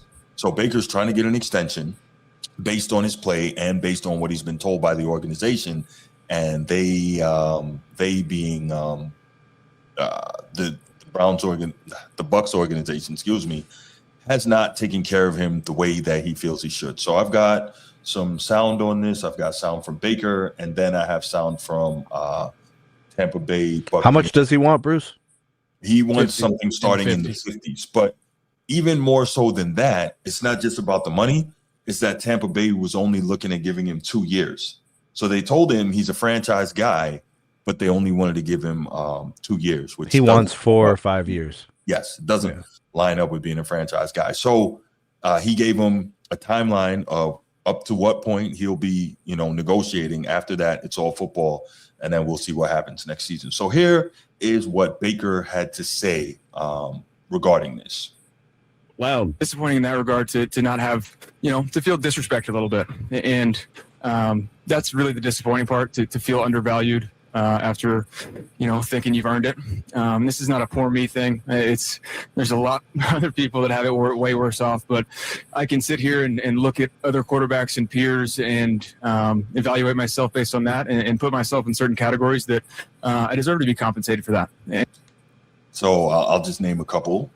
Dak Prescott, Trevor Lawrence, Justin Herbert. These are all guys who realistically haven't done anything more than what Baker has done, but they're getting paid way more. So Baker making All-Pro? No, he hasn't. He's got 2 playoff wins, not this past season, but the season before. 70% completions, 4,500 passing yards, 40 plus touchdowns, like an elite year. Last year came back to earth a little bit. Of course, Mike Evans injured a great deal during last season, so his number one weapon was taken away. But still, I think what hurts him is that Tampa Bay didn't make the playoffs. But let's continue with Baker's thoughts, and we'll come back.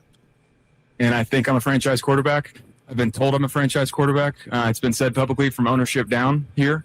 And so to not have a deal done is very disappointing. So, yeah, you heard what he said. He was told he's a franchise quarterback, and they're not taking care of him like one. So before we get into the thoughts of Rick Stroud, the Bucs beat writer with, I think, the Tampa Bay Times, he was on Dan Patrick yesterday. Before we get into that, what are your guys' thoughts on Baker not getting paid? Do you feel like he should get paid with some of these other guys, or, do you feel like he's earned it? Where are you guys on that? There are a couple of guys who are getting paid more than him that probably don't deserve it. Yeah. So because that's what he's using as his baseline, Bruce. That's how this works in the NFL. Yeah, he's basically saying my peers are being paid X amount of dollars for X amount of for Y amount of productivity. Okay. Right. So I'm with you. I think you said it was the Justin Herbert comparison. He's definitely outplayed Deshaun Watson. Everybody has. Right. He's probably outplayed Daniel Jones. I don't know if he's outplayed Jared Goff. They might kind of be in the same vicinity, I suppose. Right. But Jared Goff can argue, okay, I've been, right. Pro Bowl multiple times. I think there's just a couple of guys. Baker's been Pro Bowl multiple times.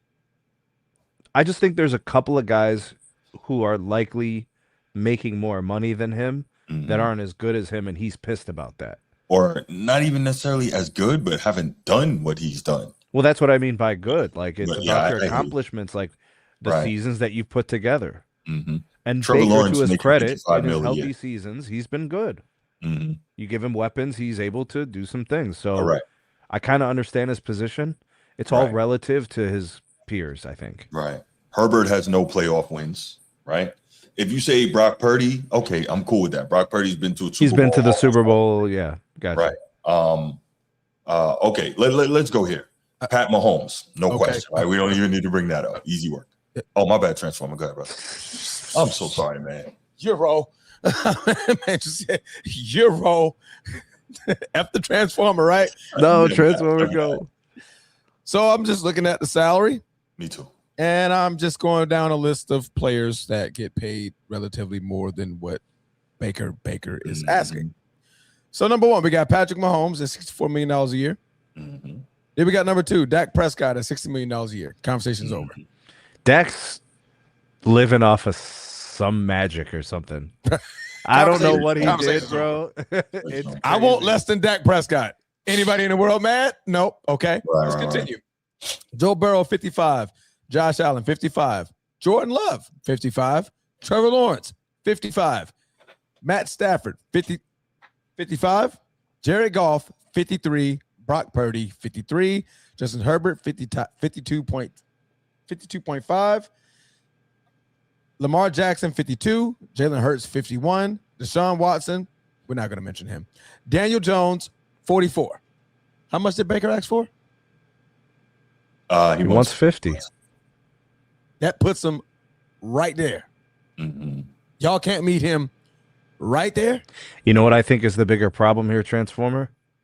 So the guys that are clearly better, so Joe Burrow, Josh Allen, Jordan Love, these guys, they're also younger by a couple of years typically. So they're like 28. And they don't like Joe Burrow, like injuries, right? Yeah. But just enamoring talent. But like 30, like today's 30 is young for a quarterback. I'm just saying that maybe those are factors. I don't know what it is exactly, their reservation, but because wouldn't you say he gets? I'm not tripping on a 30-year-old quarterback. Yeah, about a 4 or 5 year deal. He's 34, 35. You're still in your prime as a quarterback. I'm telling you, Transform, I ain't tripping at 30. Yeah. I'm tripping at like, if they're still all pro at 35. Yeah. I'm tripping at like 38. Yeah. You know, so like Matt Stafford, you know you're on your last run. Yep. You know Aaron what I'm saying? Rodgers, He's elite, those but guys, like yeah. it's the end of the line. Yeah. And I don't know if Baker's that. You know what I'm saying? Matt No. Stafford has been doing this like for a long time. Trevor Lawrence is coming off a good year. You know what I'm saying? Jared Goff has had a couple of really productive years. He probably belongs in that territory, but it's crazy because those guys all got 4 and 5 year deals. At least 4 years guaranteed, right? Yeah. Most of those guys. Yeah. And to me, that's not asking heaven and earth for a 30-year-old who just the previous season gave you 41 and 16. Would he take touchdown to interception ratio?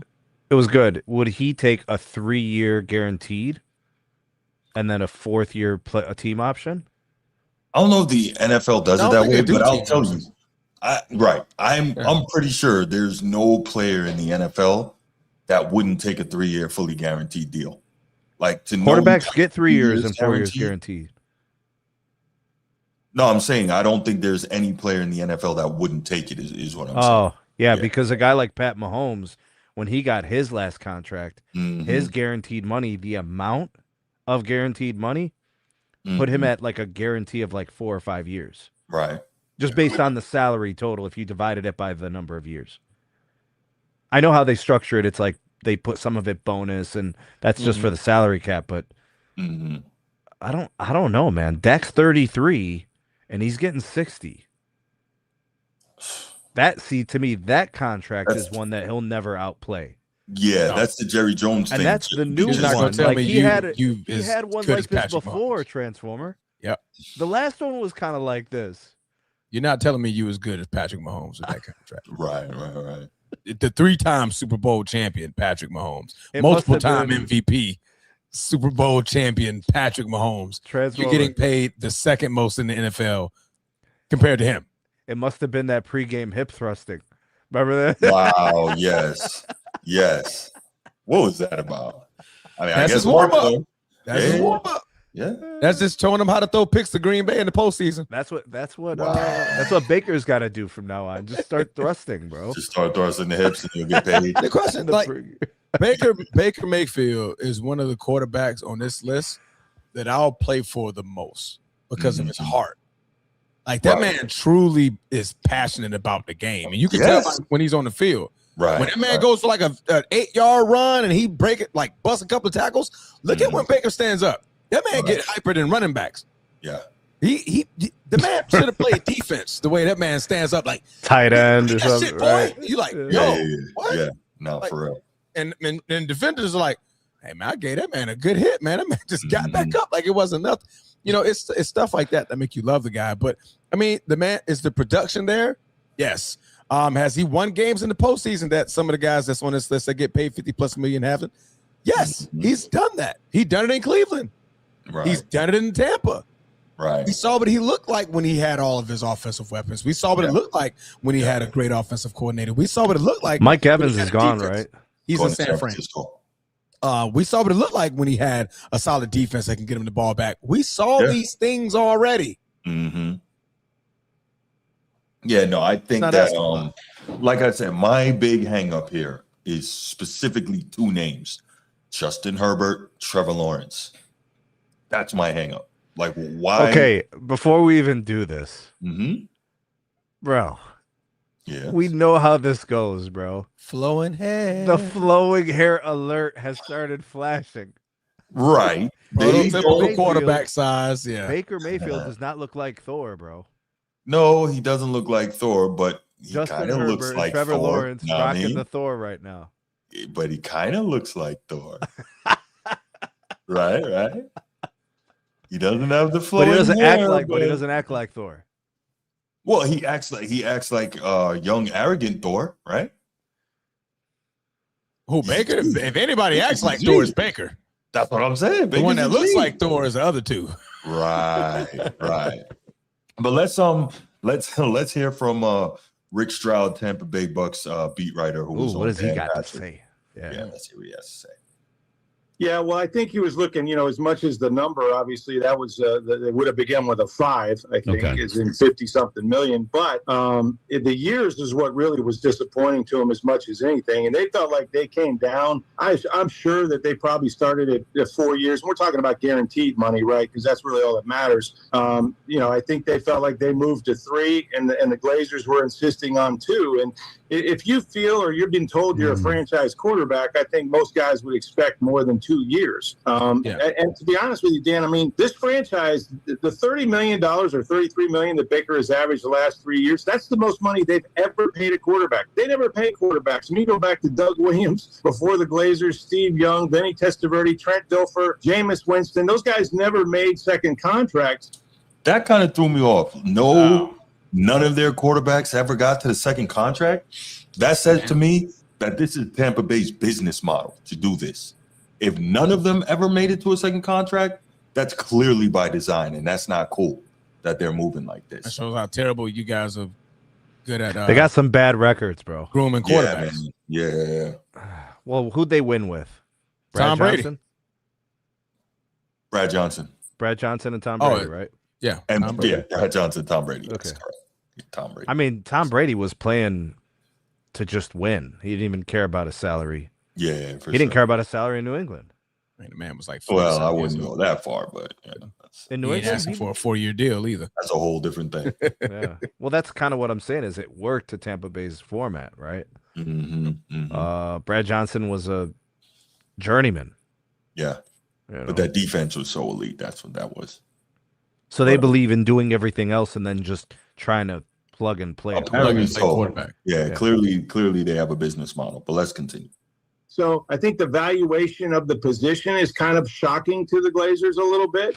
They say they love Baker, and I believe they do. But, it wasn't going to happen for him for 2 years. He just didn't think that was something that he felt he had earned more than that after the last 3 years that he's put in here. Okay, so what happens? Well, I think, they can say that it's not going to be an effect on his team. Baker is best when he's backed into a corner. We all know that. Walk on at Texas Tech, walk on at Oklahoma, win the Heisman, all that kind of stuff. But I think you have to kind of look and say, okay, what happened in the offseason? Mike Evans decides to go to San Francisco. They offered him more money to stay. He didn't stay for whatever reason. And then you have Vita Vea saying he wants to be traded, not a new contract. I want out of here. And then fortunately for him, he got the, I got a tweaked back situation so I don't get fined $50,000 a day. And then now you have Baker. So, when guys in that locker room see they're not taking care of Baker. They're not taking care of Vita. I got to believe that they have talks, and it's probably not a good vibe. But you know that Baker's going to go out there and play with his hair on fire, and that's really all that matters at the end of the day is just how hard he goes, and hopefully he'll be healthy. That's another thing. He's the only one of 3 guys, Dan, that started all 3 years, every game, but he's played, but he's not played well at times because of the injuries that he's had. So how does this go bad? It goes bad if Baker gets hurt. It goes really bad for Baker. He's no security after this year. It goes bad if they get to the end of the year, and Baker, if he has a good year, they can franchise tag him. I know there's a lot of dead money, but the cap is hocus pocus stuff anyway. They'll move money around, so they'll try to lock him up. But I could see Baker getting to the end of the year if he had a great year and saying, I don't want to be franchised. You guys had your chance before the season. This is kind of what he's been, Mr.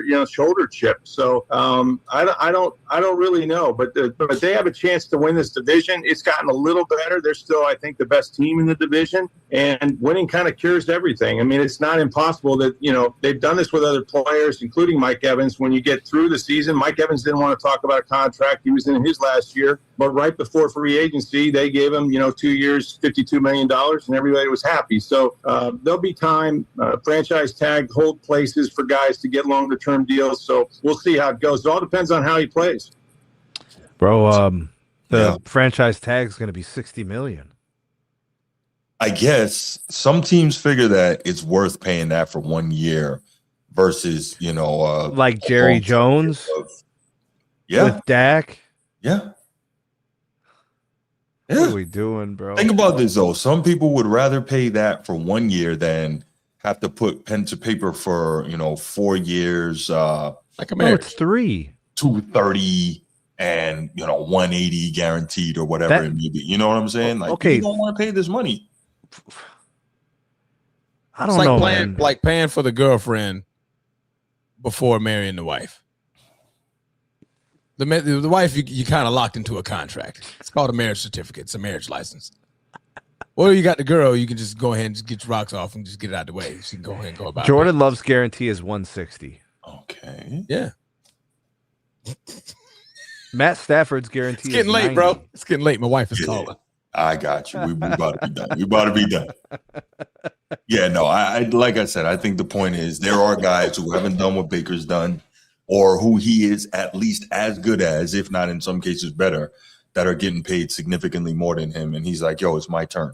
Especially with y'all telling me that I'm a franchise guy. So, and then this guy, the beat writer, is basically saying, the organization doesn't typically do this, sir. Yeah, that's the problem. I didn't know that. That's meaningful. Very meaningful. Yeah. All right, let's take 2 quick calls. You guys' thoughts on Baker. Should they pay him? What do you think? What should they do, Transformer? Just they should pay him. Yeah, the guaranteed money. The guaranteed what are their years? options?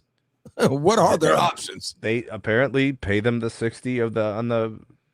They don't have options, Sneed. That's the answer.